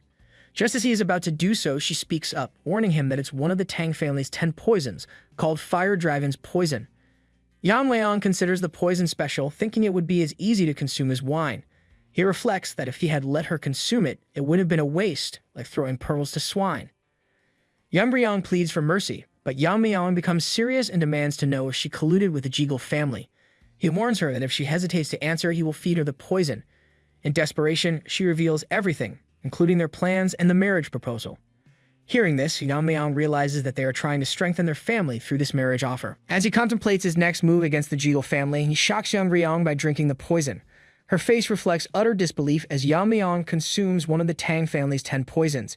She starts laughing uncontrollably, convinced he has made a fatal mistake. Soon, Yeon-myeong's face starts burning, while Yeon-myeong brags that she is the only one who can neutralize the poison. However, she is bewildered when she notices that even after consuming a deadliest poison, Yeon-myeong's grip strength hasn't decreased. Just then, Yeon-myeong returns to normal and comments on how spicy the poison is, likening it to a bottle of naga sauce. Yeon-myeong is stunned, thinking it's absolutely impossible for someone to survive after consuming it, as it contains the blood of a legendary being, a single drop of which could kill thousands. Before she can finish her speech, Yeon-myeong buries her head into the ground, killing her instantly. Rest in peace, little lady, but you won't be remembered. Feeling the after effects of consuming the poison, Yeon-myeong senses that he has learned the martial art of the sun. Just as he is about to leave, he notices the sun in the sky despite it being midnight. Suddenly, many changes occur, and Yeon-myeong finds himself in another place, which he suspects is likely the work of Jegal Clown. Using his senses, he detects the presence of over 300 people. He reflects that considering the numbers, something is fishy for their family. He ponders if the Jegal family could have overlooked such a large group, or if they intentionally invited them inside the formation, possibly planning a massacre. However, Yeon-myeong sees it as a stroke of luck to have practiced targets come to him. He decides to free his hand and dips his needles into the poison Ijeon made, preparing for the impending confrontation. Meanwhile, Jegal Clown informs Wonjin that there are intruders, revealing that there was a spy among them who disclosed their location. He proceeds to explain how there were over 300 troops led by the Dark Moon leader Mak In-hoo. Wonjin is puzzled about why they are in Sichuan and how they managed to locate this place, which is concealed by the Seven-Lock Phantom Formation. Wonjin tells him that they should hurry up, but this skinny clown tells him that Mak In-hoo and his men have entered the inner world where the Gu poison match is taking place, and as he knows they made it impossible for themselves to intervene, so they have no choice but to rely on the kids. Meanwhile, Yeon-myeong has slaughtered hundreds of them with his poison needles. Soon, Mak In-hoo finds the body of his son and is devastated. Jung Yeon-song informs him that it appears their spy was killed with a poison needle without any struggle, dying one-sidedly. Enraged, Mak In-hoo, this hypocrite who spoke of honor while planning to destroy a clan's foundation, loses his mind. He orders his disciples to search thoroughly and find those Tang family rats, and as all the groups are dispatched, he swears not to leave anyone alive. The disciples whisper among themselves about their leader's strange behavior, acknowledging that the Tang family is not to be underestimated, especially after witnessing how they killed Ganja in a single strike. Unfortunately, as they converse, one of them is fatally poisoned by the same poison meal. They prepare for battle, but soon realize that hundreds of poison needles are raining down from the sky, poisoning them all to death. Meanwhile, Yeon-myeong reflects that his single palm blazing poison technique is lethal enough for foot soldiers. Using his inner energy, he calls back all the needles. A scout informs Mak In-hoo that all dispatched groups were annihilated, poisoned without any struggle, and killed in the same manner. More scouts arrive with the same report, leaving Mak In-hoo nervous. Their numbers have significantly decreased as Jung Yeon-song reveals that they've lost more than 100 men in just an hour of search. He proposes his analysis, suggesting that the attacks could have been executed by a single individual. Mak In-hoo is so scared that he pees in his pants, convinced without a doubt that it's the work of a master from the Tang family. Some encourage Mak In-hoo delegates command to his friend as he plans to face the enemy himself. Jung Yeon-song contemplates that in an hour or two, the sun will set. If they can't find the intruder before then, they risk annihilation, as they are the only ones suffering. He announces to everyone that they will leave in an hour. Unfortunately, bad luck strikes as Yeon-myeong is sitting in a tree, waiting for them. Jung Yeon-song is incredulous that he didn't sense a presence until Yeon-myeong spoke. He warns everyone to dodge, but when he looks behind, he sees everyone dead. Yeon-myeong asks him if he's the leader. Even on high alert, Jung Yeon-song didn't sense him coming down from the tree. However, he dismisses Yeon-myeong as too young to be a master. Meanwhile, using his Kai, Yeon-myeong calls back all the needles. Jung Yeon-song tries to understand the technique Yeon-myeong used earlier, remarking that it likely consumed a significant amount of inner energy. Despite not recognizing Yeon-myeong, Jung Yeon-song acknowledges the threat he poses. However, Yeon-myeong remains undeterred, telling Jung Yeon-song that it doesn't matter what he thinks or does as he's going to die anyway. Jung Yeon-song uses a technique to transform resembling a cheap copy of Super Saiyan 4 and charges towards Yeon-myeong. However, to his surprise, Yeon-myeong stops the attack with a single palm. Mocking him, Yeon-myeong asks if that's all he's got. Jung Yeon-song loses his composure, flashing back to the time when the Black Death Alliance overthrew one of the 9 factions. Eager to align with their power, Jung Yeon-song willingly joined them. And as a reward, the leader of the Black Death Alliance refined his palm technique. What was once the peak-shaking palm was renamed the Heaven Quake Palm, symbolizing its enhanced potency. However, at this moment, Jung Yeon-song can't fathom that such a powerful technique was effortlessly countered by a young kid. The poison Yeon-myeong drank was the fire dragon's venom. When mastered, it becomes as deadly as sword ki. Sword ki imbued with the intent to cut down anything is known as sword force. Similarly, venom ki filled with the intent to burn anything transforms into venomous force. Meanwhile, as the Heaven Quake Palm slowly shatters, Jung Yeon-song is instantly engulfed in flames and burns to his death. Witnessing this, Yeon-myeong decides to name this newfound power the Fiery Venom Force. Then, our Chad, Yeon-myeong, turns to the remaining survivors and asks who wants to die first, making it clear he has no intention of leaving anyone alive. Just then, Mak In-hoo enters the scene, acting strong and delivering a bold speech. He commands everyone to form up and surround Yeon-myeong, preparing for a final showdown. The old man, Mak In-hoo, promises to avenge the dead. Meanwhile, being surrounded by enemies reminds Yeon-myeong of the training he did with the Bongwoo Brigade. Reflecting that last time he performed the whirling chaos dance, he decides to try something different this time. Yeon-myeong vanishes, and suddenly, heads start flying left and right. Mak In-hoo cannot figure out Yeon-myeong's movements. His enraged disciples charge towards Yeon-myeong, who destroys their swords midair and uses the broken sword particles infused with his ki to recreate the 10,000 heavenly flower rain. The technique, a beautiful yet deadly spectacle, rains down upon the enemies, tearing through them with lethal precision. The scene is filled with chaos as Mak In-hoo watches in horror, realizing the true power of Yeon-myeong. Yeon-myeong walks through the battlefield as enemies are shredded into pieces by the deadly technique. Although not as strong as the original, he names it the Iron Shard Volley. With everyone dead, Yeon-myeong asks Mak In-hoo that now, after using his men to exhaust his strength, it's Mak In-hoo's turn to step in. Mak In-hoo calls Yeon-myeong impudent fool, asking they will see how long his spirits lasts. Pulling out his swords, Mak In-hoo says to himself that there is no need to be frightened regardless of his achievements. He says to Yeon-myeong that with the Taeyu twins sword technique and the silent sword technique bestowed by their union leader, he will grind him to dust. Yeon-myeong taunts him in return, mentioning that he is repeating the same old dialogue. Mak In-hoo tells him to shut up and rushes forward to strike him, shouting that he will crush him. As Mak In-hoo unleashes his ultimate attacks, Yeon-myeong yawns and effortlessly blocks it and pushes him back. Enraged and startled, Mak In-hoo inquires Yeon-myeong how he has done it. He is shocked at the fact that with just a short sword, his Taeyu twin sword and the silent sword techniques were deflected. Mockingly, Yeon-myeong reveals that he has some expertise in swordsmanship. He tells Mak In-hoo that he quickly grasped the flow and tension of his swords. Then, Yeon-myeong demonstrates the silent sword technique, his blade now emitting a thick black aura. He challenges Mak In-hoo, questioning if this was the correct execution of the technique. Mak In-hoo, recognizing the technique and still in disbelief, struggles to understand how Yeon-myeong can wield the silent sword technique so effortlessly. Yeon-myeong tells Mak In-hoo that the silent sword technique is rather simple, shocking Mak In-hoo. Yeon-myeong smirks and Mak In-hoo's disbelief grows. The sheer audacity with which Yeon-myeong brushes off a skill that took Mak In-hoo years to master sends shockwaves through his being, shaking the very foundation of his understanding of martial prowess. With a smirk playing on his lips, Yeon-myeong's demeanor exudes a confidence that borders on arrogance, further unsettling Mak In-hoo. The realization dawns upon him that what he once considered a pinnacle achievement in his martial journey is but a mere trifle to Yeon-myeong. As Yeon-myeong delves deeper into the intricacies of the Black Death Alliance's influence, unveiling the insidious nature of their leader's power, Mak In-hoo's awe transforms into a chilling realization.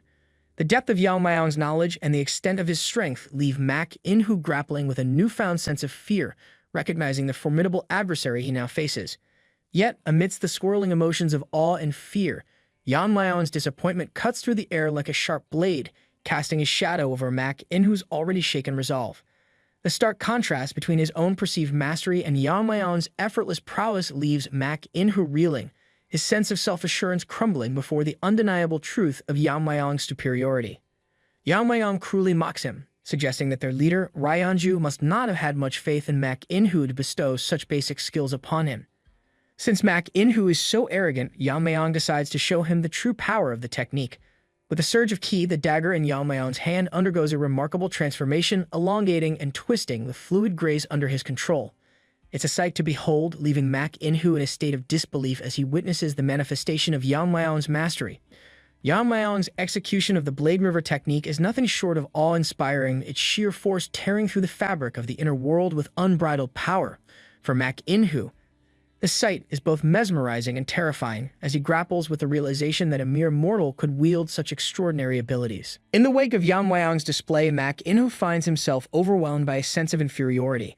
The ease with which Yeon-myeong manipulates vast amounts of energy signals a mastery that transcends the limits of mortal skill, hinting at the attainment of the elusive transcendent stage. As the gravity of Yeon-myeong's prowess sinks in, Mak In-hoo is left humbled, his once proud arrogance shattered in the face of unparalleled mastery. Frightened, and with no other tricks up his sleeves against such formidable opponent, Mak In-hoo finds no other option but to run for his life. Yeon-myeong, reading Mak In-hoo's thoughts, watches as he transforms into a rat and tries to escape. Yeon-myeong, amused, tells him that there's no point in running. As Mak In-hoo scurries away, Yeon-myeong contemplates using the Tang clan's technique. The rat, in a state of panic, wonders how it's possible for a young man from the fallen Tang clan to have reached the final stage, the transcendent stage. Yeon-myeong's ninja-like spinning blades relentlessly attack Mak In-hoo, who is running like a rat in the field. Despite his attempts to fend them off with his sword, more blades surround him. Although he manages to hold his ground initially, the attacks gradually take their toll. Injured and desperate, Mak In-hoo loses an arm but clings to the hope that Yeon-myeong has exhausted a significant amount of energy using this skill.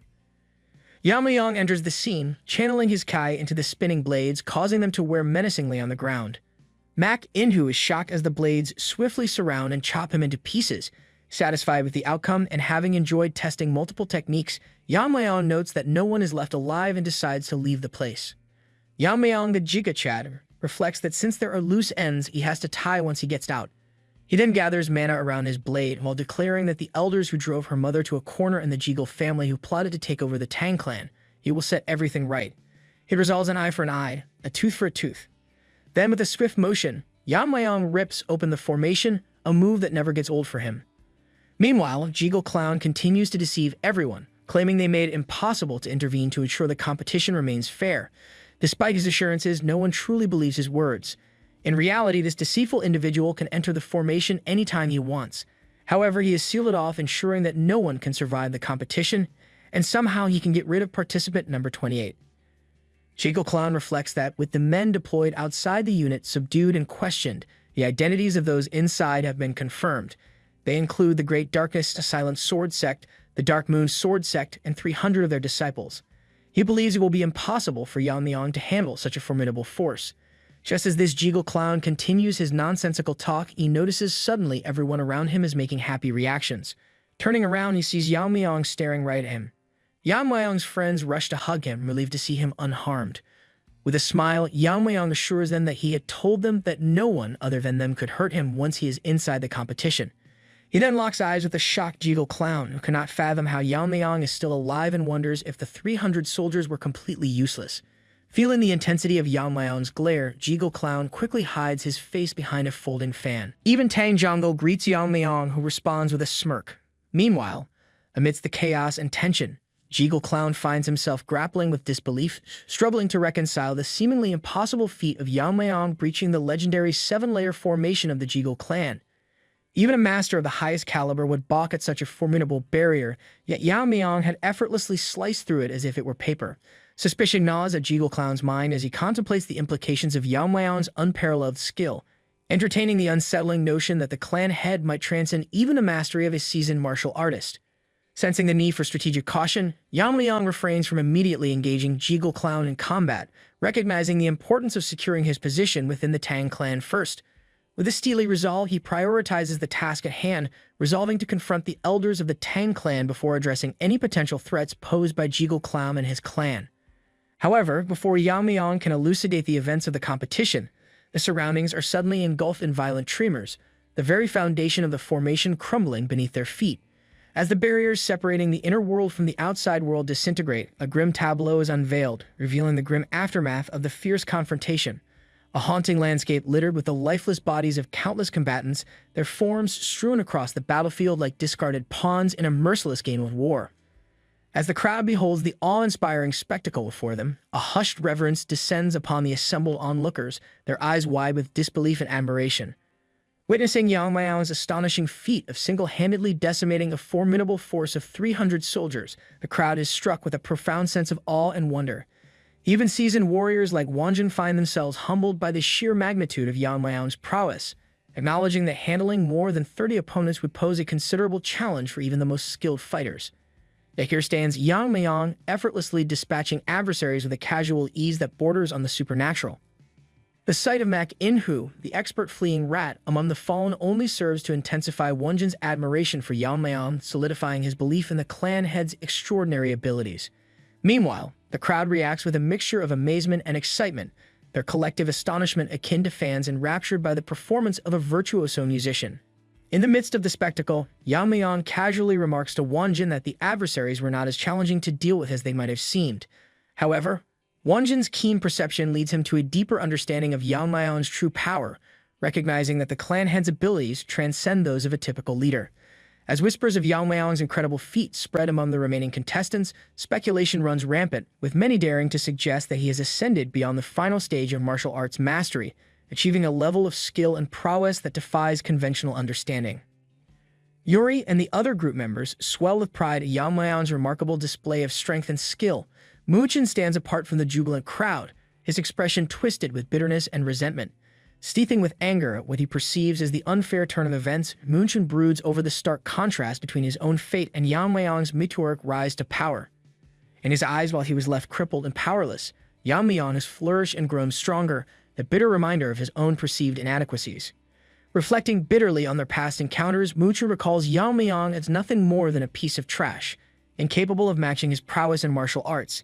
He struggles to reconcile this image with the formidable opponent that Yeon-myeong has become, cursing his former rival's ascent to power and bewildered by how someone like him could attain such extraordinary abilities. Just as tensions reach a boiling point, Wonjin steps forward, his authoritative presence commanding the attention of the gathered contestants. With solemn gravity, he makes the official announcement that the competition has concluded, declaring Yeon-myeong as the rightful winner. In a show of fairness and transparency, Wonjin invites any contestants with objections to come forward and voice their concerns, signaling the official end of the competition and the beginning of a new era under Yeon-myeong's leadership. Moochin wrestles with his frustration over his broken hand. He begrudgingly resolves to bide his time and seek revenge against Yeon-myeong at a later date. With Yeon-myeong officially crowned as the winner of the competition, the contestants gather before him, marking the beginning of a new chapter for the Tang clan. Filled with hope and determination, Wonjin sees this moment as an opportunity to breathe new life into the Tang clan through Yeon-myeong's leadership. Alongside 82 warriors of the Bongwi Brigade, including Wonjin himself, they kneel before Yeon-myeong, pledging their unwavering loyalty and acknowledging him as their new leader. Meanwhile, Mirio and Yuri ponder the proper protocol for addressing Yeon-myeong, unsure whether formal titles are necessary in their interactions with the newly crowned clan head.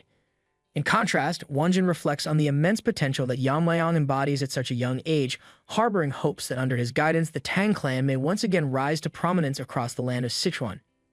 As the Giga Chad assumes his newfound role as a powerful leader, he remains ever perceptive of the desires and aspirations of his comrades.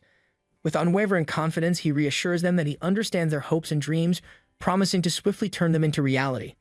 Encouraging them to trust in his leadership and exercise patience, the Giga Chad instills a sense of confidence and anticipation for the bright future that lies ahead under Yeon-myeong's reign. As Yeon-myeong's words sink in, the warriors find themselves utterly shocked, their minds reeling with disbelief at the possibility that he could have somehow discerned their innermost thoughts. In that moment, the weight of Yeon-myeong's declaration resonates deeply within them, solidifying his position as their true clan leader and inspiring unwavering loyalty and devotion among their ranks. Encouraged by Yeon-myeong's resolute leadership, the warriors stand tall, reassured, and ready to follow him into whatever challenges may lie ahead. With newfound determination, they pledge themselves to Yeon-myeong's cause, their hearts brimming with confidence and conviction. Yeon-myeong wastes no time in issuing his first orders, directing everyone to convene at the main house. However, amidst the fervent excitement and renewed sense of purpose among the clan members, Moochin seethes with unbridled anger. Consumed by rage and resentment at Yeon-myeong's rapid ascension to power, he vows to exact revenge at any cost, even if it means forsaking his own soul in the process. As the commotion settles and the clan members disperse, the joint sect leader, Taehyo, accompanied by his stout assistant Hyunso, make their way to Gangdong Mountain. Tae wastes no time in addressing the grave situation, stating that he arrived promptly upon hearing the news. Kunso, ever astute, remarks on the peculiar circumstances surrounding the massacre, noting the significant loss of life exceeding 300 individuals. Drawing on the wisdom of age-old adages, he muses that perhaps the prowess of an experienced elder surpasses that of a young upstart, likening the tragedy to the natural order of things. Despite the grim reality of the situation, he acknowledges that such a devastating outcome is not unexpected for a clan that once boasted great prestige and power. As they traverse the rugged terrain of Gangdong Mountain, Hanso reflects on the dwindling numbers of the Tang family, noting that to his knowledge, there were fewer than 100 members remaining on the mountain. In the wake of such a catastrophic event, he can't help but ponder the uncertain future that lies ahead for the once venerable Tang clan. As Taehyo and Hyunso continue their conversation, Taehyo acknowledges the peculiarity of the situation, agreeing with Hyunso's assessment that it is indeed strange that news of such a significant event happening on Gangdong Mountain did not reach them sooner. He muses that perhaps the Tang family is deliberately avoiding contact with them, prompting Hyunso to question the motives behind such avoidance. Given the Tang family's previous gestures of sending valuables in honor of the tournament, Hyunso finds it puzzling that they would now be evasive. Taehyo considers another possibility, suggesting that the Tang family may be concealing something from them, though he admits that they cannot be certain of the true reasons behind their behavior. Meanwhile, Hyunso reflects on the decline of the Tang clan's blade technique, feeling a sense of shock when Taehyo reveals that the massacre was carried out using a short blade. According to Taehyo's analysis, the swift and efficient manner in which the victims were dispatched indicates that they were all killed by a single individual. Determined to uncover the truth behind the massacre and meet this formidable adversary in person, Taehyo resolves to journey to Sichuan. Despite Taehyo's reassurances of his own abilities, Hyunso remains apprehensive about the potential dangers they may encounter on their journey to Sichuan. While Taehyo exudes confidence, having honed his skills to the pinnacle of mastery, Hyunso admits his own limitations in comparison to his master's formidable prowess. In response to Hyunso's concerns, Taehyo dismisses the notion of engaging in conflict with the perpetrator hastily, expressing confidence in his ability to navigate any potential threats they may encounter. However, Hyunso remains cautious, suggesting that it may be prudent for them to visit the Tang family first, allowing Taehyo an opportunity to address their leader directly. Taehyo agrees, recognizing the wisdom in Hyunso's suggestion. Reflecting on the current state of affairs within the martial world, Hyunso contemplates the shifting alliances and power dynamics that govern their reality. With the Black Death Alliance entrenched in the south and the demonic cult holding territory in the west, the joint faction finds itself facing formidable challenges on all fronts. Recognizing the parallels between their own predicament and that of the Tang family, Hyunso realizes that Taehyo's decision to visit their leader may be part of a larger strategy to forge alliances and navigate the treacherous landscape of martial politics. Hyunso ponders his master's intentions. He speculates whether Taehyo plans to enlist the aid of the Tang family in confronting their adversaries, the Black Death Alliance and the demonic cult. However, he harbors doubts about the Tang family's capacity to fulfill such a pivotal role, considering their prolonged decline over recent years. Despite his reservations, he fervently hopes that their alliance won't necessitate resorting to the dreaded demon sword technique, a last resort that carries grave consequences. Meanwhile, at the main house, Elder Sam is engrossed in his scribbling when one of his aides interrupts him with news of the competition's conclusion and the return of all participants. Taken aback by the unexpectedly swift end of the competition, Elder Sam reflects on Yeon-myeong's proficiency with poison, harboring hopes of victory. However, his optimism quickly evaporates when the informant shatters his illusions, revealing that Yeon-myeong is conspicuously absent among the returning participants. Meanwhile, at the main gate, the guards engage in lively speculation about the outcome of the competition, their voices filled with anticipation and curiosity. Their conversation is abruptly interrupted as they notice the imposing figure of Art Chad leading a group of individuals towards them. Excitement ripples through the crowd as onlookers gather eager to learn the identity of the competition's victor. However, before the announcement can be made, the attention of the gathered spectators is momentarily diverted as the women present find themselves visibly captivated by the commanding presence of Art Chad. Among the crowd, murmurs of surprise and relief spread as it becomes apparent that a significant number of participants have managed to survive the fierce competition. Observing his son Jongul's jubilant expression, Aide inquires whether Jongul may be in contention to become the new head of the family. However, Jongul's father responds with cautious uncertainty, advising his aide not to set their expectations too high just yet. As Yeon-myeong surveys the gathered throng and their varied emotions, he can't help but ponder his mother's potential concern for his well-being. However, his thoughts are soon consumed by a more pressing dilemma. What should he do if his mother fails to recognize him? Caught between familial duty and the weight of his newfound responsibilities, Yeon-myeong grapples with the uncertainties that lie ahead. Seizing the opportune moment, Yuri takes the initiative to introduce Yeon-myeong to her father, who visibly breathes a sigh of relief upon seeing his daughter safe and sound. Yeon-myeong, sensing the implication behind Yuri's introduction, inquires if she is suggesting that he should look after her father. Yuri doesn't mince words, affirming that her father possesses remarkable skills, though he remains overlooked for promotion due to his refusal to indulge in flattery or favoritism towards others. Recognizing the potential benefits of aligning himself with individuals who are at odds with the elders, Yeon-myeong sees this as an opportunity to bolster his support within the clan. However, he acknowledges his limited knowledge about Yuri's father, Ijin and Mario, prompting him to prioritize learning more about them in the future. In the midst of these introductions, Tang Yeon-myeong, the current head of the Tang clan, warmly greets everyone present. Sensing an opportunity to curry favor with the clan leader, Jekyll Clown wastes no time in employing his trademark smooth-talking charm. Tang Yeon-myeong, impressed by Jekyll Clown's flattery and acknowledging the contribution of the Jekyll clan's formation to the success of the competition, praises Jekyll Clown for his clan's invaluable assistance in hosting the event. Once his greetings are concluded, Tang Yeon-myeong instructs everyone to go and meet the elders. He tells the warriors may now disperse and rest, as after many years of escorting and competing missions, the fatigue must have piled up.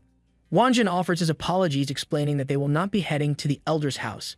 Tang Yeon-myeong's initial shock quickly transforms into palpable frustration as he struggles to comprehend the audacity of Wonjin's defiance. The gathered crowd murmurs uneasily, sensing the tension mounting between the clan leader and Yeon-myeong's supporters. Tang Yeon-myeong's demand for an explanation hangs heavily in the air, his eyes fixed sternly on Wonjin as he awaits a response. In response to Tang Yeon-myeong's incredulous inquiry, Wonjin maintains his composure, offering a respectful yet firm explanation rooted in the family's established rules and traditions. As he calmly asserts their intention to adhere strictly to these regulations, a ripple of anticipation courses through the assembly, awaiting Tang Yeon-myeong's reaction. The atmosphere crackles with tension as Tang Yeon-myeong's anger simmers beneath the surface, his authority challenged by the unexpected defiance of Yeon-myeong's supporters. With each passing moment, the standoff intensifies, casting a shadow over the once cordial gathering. Wonjin, steeling himself for the consequences of their bold stance, braces for the storm of repercussions that is sure to follow. Yeon-myeong intervenes, questioning if there is anyone with more authority than the family head. Upon requesting the individual's identity in a dramatic reveal, Yeon-myeong discloses his own identity as the winner of the competition, casting a profound realization over the assembled crowd. Later, within the confines of his den, Tang Yeon-myeong relays the outcome of the competition to the elders, revealing Yeon-myeong as the victor. Elder Sam grapples with disbelief at the revelation, struggling to reconcile the unexpected defeat of his grandchild despite the purported advantage of the fire dragon poison. He questions whether Yeon-myeong failed to harness its power effectively, puzzled by the incongruity between expectation and reality. Meanwhile, the Grand Elder, Tang Sacheon, seethes with frustration at the news of Tang Jukran's defeat at the hands of Yeon-myeong once again. Confounded by the widening gap between his initial assessment of Yeon-myeong's abilities and the present circumstances, he grapples with the unsettling notion that Yeon-myeong may be steadily growing in strength.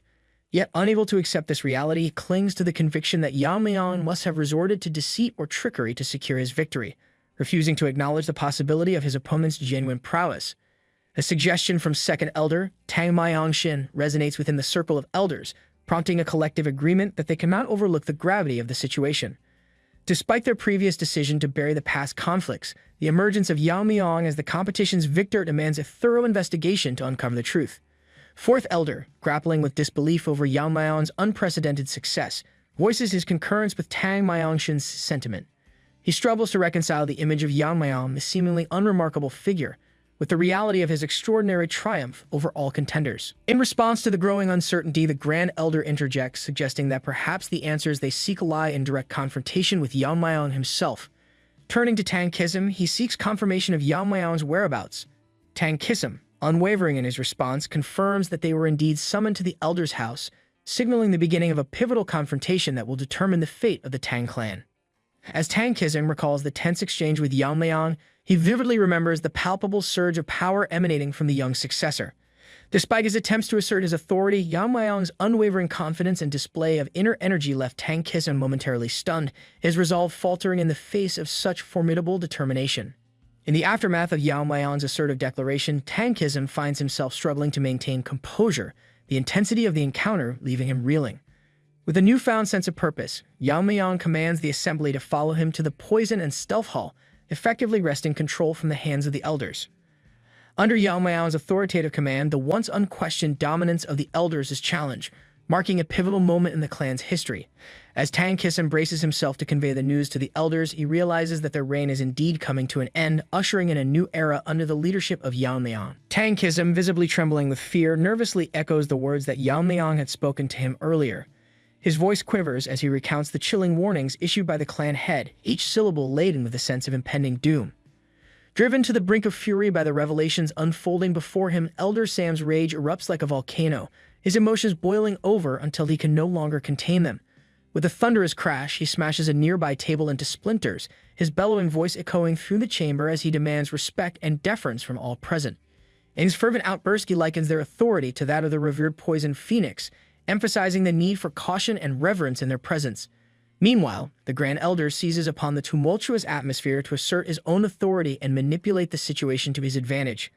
With a calculated demeanor, he reminds the assembly that Yeon-myeong's status as heir has yet to be officially confirmed, insinuating that they possess the prerogative to question his suitability for leadership.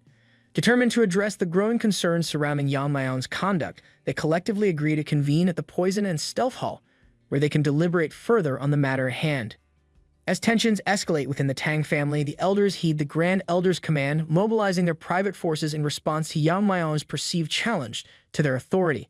Viewing his actions as a form of insolence and misconduct, they are determined to assert their dominance and remind him of who truly holds mastery over the clan. Meanwhile, Yeon-myeong's uncle finds himself overwhelmed with disbelief at his nephew's unexpected victory in the competition. Reflecting on Yeon-myeong's humble beginnings and the obstacles he overcame as a child, he marvels at how his nephew has surpassed him in skill and prowess.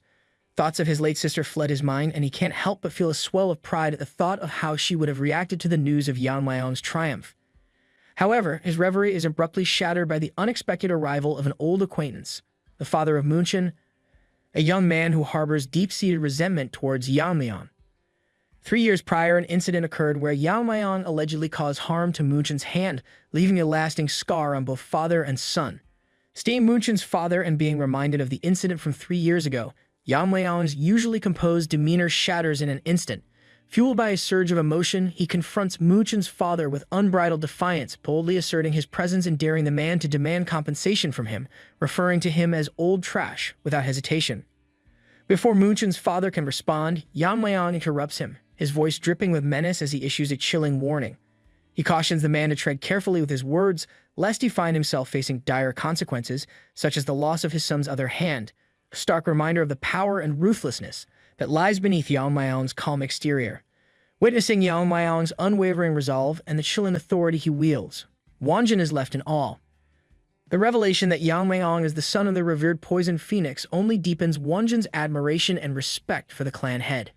Yeon-myeong, sensing Wonjin's curiosity, offers reassurance that he will divulge whatever information Wonjin seeks, but only when the time is deemed appropriate. As Wonjin contemplates Yeon-myeong's true identity as the son of the poison phoenix, memories of past conflicts resurface, each one serving as a testament to the indomitable spirit of the Tang clan.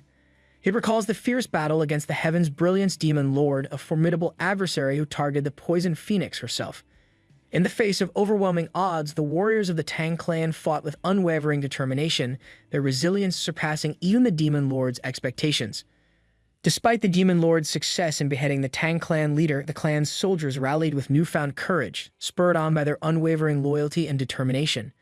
Even as they faced relentless onslaughts, they refused to yield, their steadfast resolve outmatching their adversaries despite the loss of their poison techniques. During this tumultuous time, Wonjin sought aid from the elders, hoping to bolster their defenses against the Demon Lord's forces. However, his pleas fell on deaf ears as the elders feared that any assistance rendered could potentially jeopardize the clan's survival. Despite their reluctance to offer aid, the Tang clan ultimately emerged victorious in the battle, their triumph a testament to their unyielding spirit and resilience. However, instead of acknowledging their own shortcomings and failures, the elders chose to shift the blame onto Yeon-myeong's mother, unfairly scapegoating her for the clan's hardships. Reflecting on this revelation, Wonjin realizes the immense challenges and hardships that Yeon-myeong's mother must have endured while raising her son under such adverse circumstances. Wonjin's impassioned plea resonates with the assembled members of the Tang clan, and he reminds them of the significance of Yeon-myeong's lineage and the importance of safeguarding this second chance. With a renewed sense of purpose, Wanjin implores his fellow clan members to pledge their unwavering loyalty and dedication to Yeon-myeong, vowing to protect and serve him with their very lives. However, their solemn moment of solidarity is abruptly interrupted by the arrival of Jiga Chad, who has been eagerly awaiting the elders and their forces. Wanjin feels a surge of apprehension upon realizing the magnitude of the gathering, never anticipating that the elders would amass such a formidable contingent. The tension in the air thickens as the elders, accompanied by their forces, demand an audience with Yeon-myeong following his defiance of the council's authority. Wanjin feels a knot of anxiety tighten in his stomach, unsure of how the confrontation will unfold. As Yeon-myeong finally appears, Elder Sam wastes no time in leveling accusations against him, accusing him of presumptuously laying claim to the future leadership of the family without the council's consent. In response, Yeon-myeong remains unruffled, his demeanor composed as he calmly asserts his rightful position as the winner of the clan competition and the current overseer of proceedings at the Stealth and Poison Hall. He challenges the elders, questioning what more they could possibly demand from him. The elders express their disapproval of Yeon-myeong's tone. Finding it disrespectful, the arrogant elder issues a chilling warning, cautioning Yeon-myeong that his survival hinges upon providing a thorough explanation of the events surrounding the clan competition. In response, Yeon-myeong calmly informs the elders that discussing the details of the competition violates the family's rules, expressing surprise at how lightly these rules seem to weigh upon them. However, his comment is swiftly dismissed by one of the elders, who reveals information obtained from the Jeagle clan regarding an attack by nearly 300 individuals from the Dark Moon sect and the Sword sect during a competition.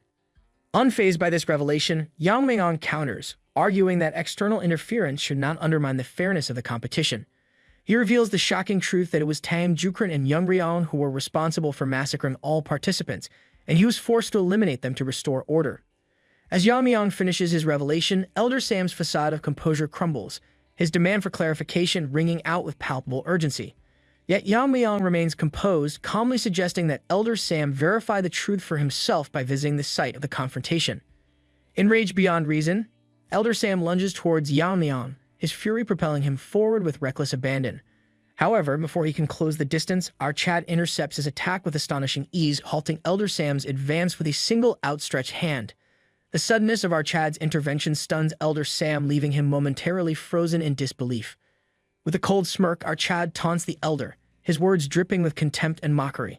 He challenges Elder Sam's incredulity, daring him to accept the harsh reality that his own granddaughter is dead. Unable to comprehend how Yeon-myeong effortlessly thwarted his demon-killing poison attack, Elder Sam is consumed by disbelief. His potent venom is renowned for its devastating effects, depriving its victims of both sight and hearing upon contact. As doubt gnaws at him, he questions whether Yeon-myeong has surpassed the decades of internal strength he himself has painstakingly cultivated. Before he can launch another assault, Yeon-myeong unveils a vial containing the legendary Fire Dragon's poison. Elder Sam demands to know its source, his voice tinged with suspicion and apprehension. In a bold move, Yeon-myeong allows the vial to slip from his grasp, the potent substance igniting upon contact with the ground.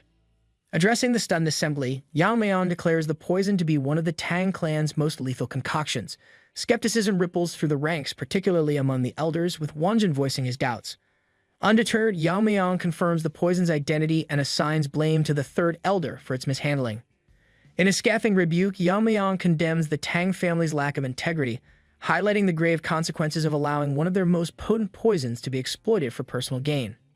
Wanjin stresses the immense value of the top 10 poisons, emphasizing that their recipes, now lost to time, render them priceless within the clan. These deadly concoctions hold a significance far surpassing any material wealth, symbolizing the pinnacle of the Tang family's power and heritage. He issues a stern warning, declaring that any misuse of these poisons for personal gain will be met with swift and severe punishment in accordance with the family's strict rules. In response, Yeon-myeong's smirk widens as he directs his gaze towards Elder Sam, the embodiment of defiance in the face of clan law. Despite holding the esteemed title of Elder, Yeon-myeong reminds him that no one is exempt from the consequences of their actions within the Tang family's jurisdiction. Observing Elder Sam's haunted expression, reminiscent of a character from The Walking Dead, Yeon-myeong discerns the depth of his remorse and suffering. In a display of mercy tinged with finality, he resolves to grant Elder Sam an honorable death. With a flick of his wrist, Yeon-myeong unleashes a torrent of flames, reducing Elder Sam to nothing but ashes before the eyes of the assembled clan members. Amidst the hushed whispers and shocked gasps, Yeon-myeong asserts his authority with unwavering confidence. He proclaims that none among them possess the right to pass judgment on the rightful seat of the family head. Henceforth, he alone will dictate what is just and what is unjust within the realm of the Tang family. As the Grand Elder shifts blame onto his subordinates for their failure to apprehend a lone individual, Yeon-myeong's accusation cuts through the tension like a blade. He confronts the Grand Elder directly, condemning him for his negligence in allowing his disciples' treachery to jeopardize the safety of the family. With unwavering resolve, Yeon-myeong boldly asserts that the Grand Elder's disciple was no ordinary traitor, but a covert agent of the nefarious Dark Moon sect. In response, the wicked elder attempts to deflect responsibility and demands concrete evidence from Yeon-myeong to support his claim. I hope that you liked today's video, and if you did, hit that like button as today's like goal is 1,500 likes. Comment part 2 down below for the next part.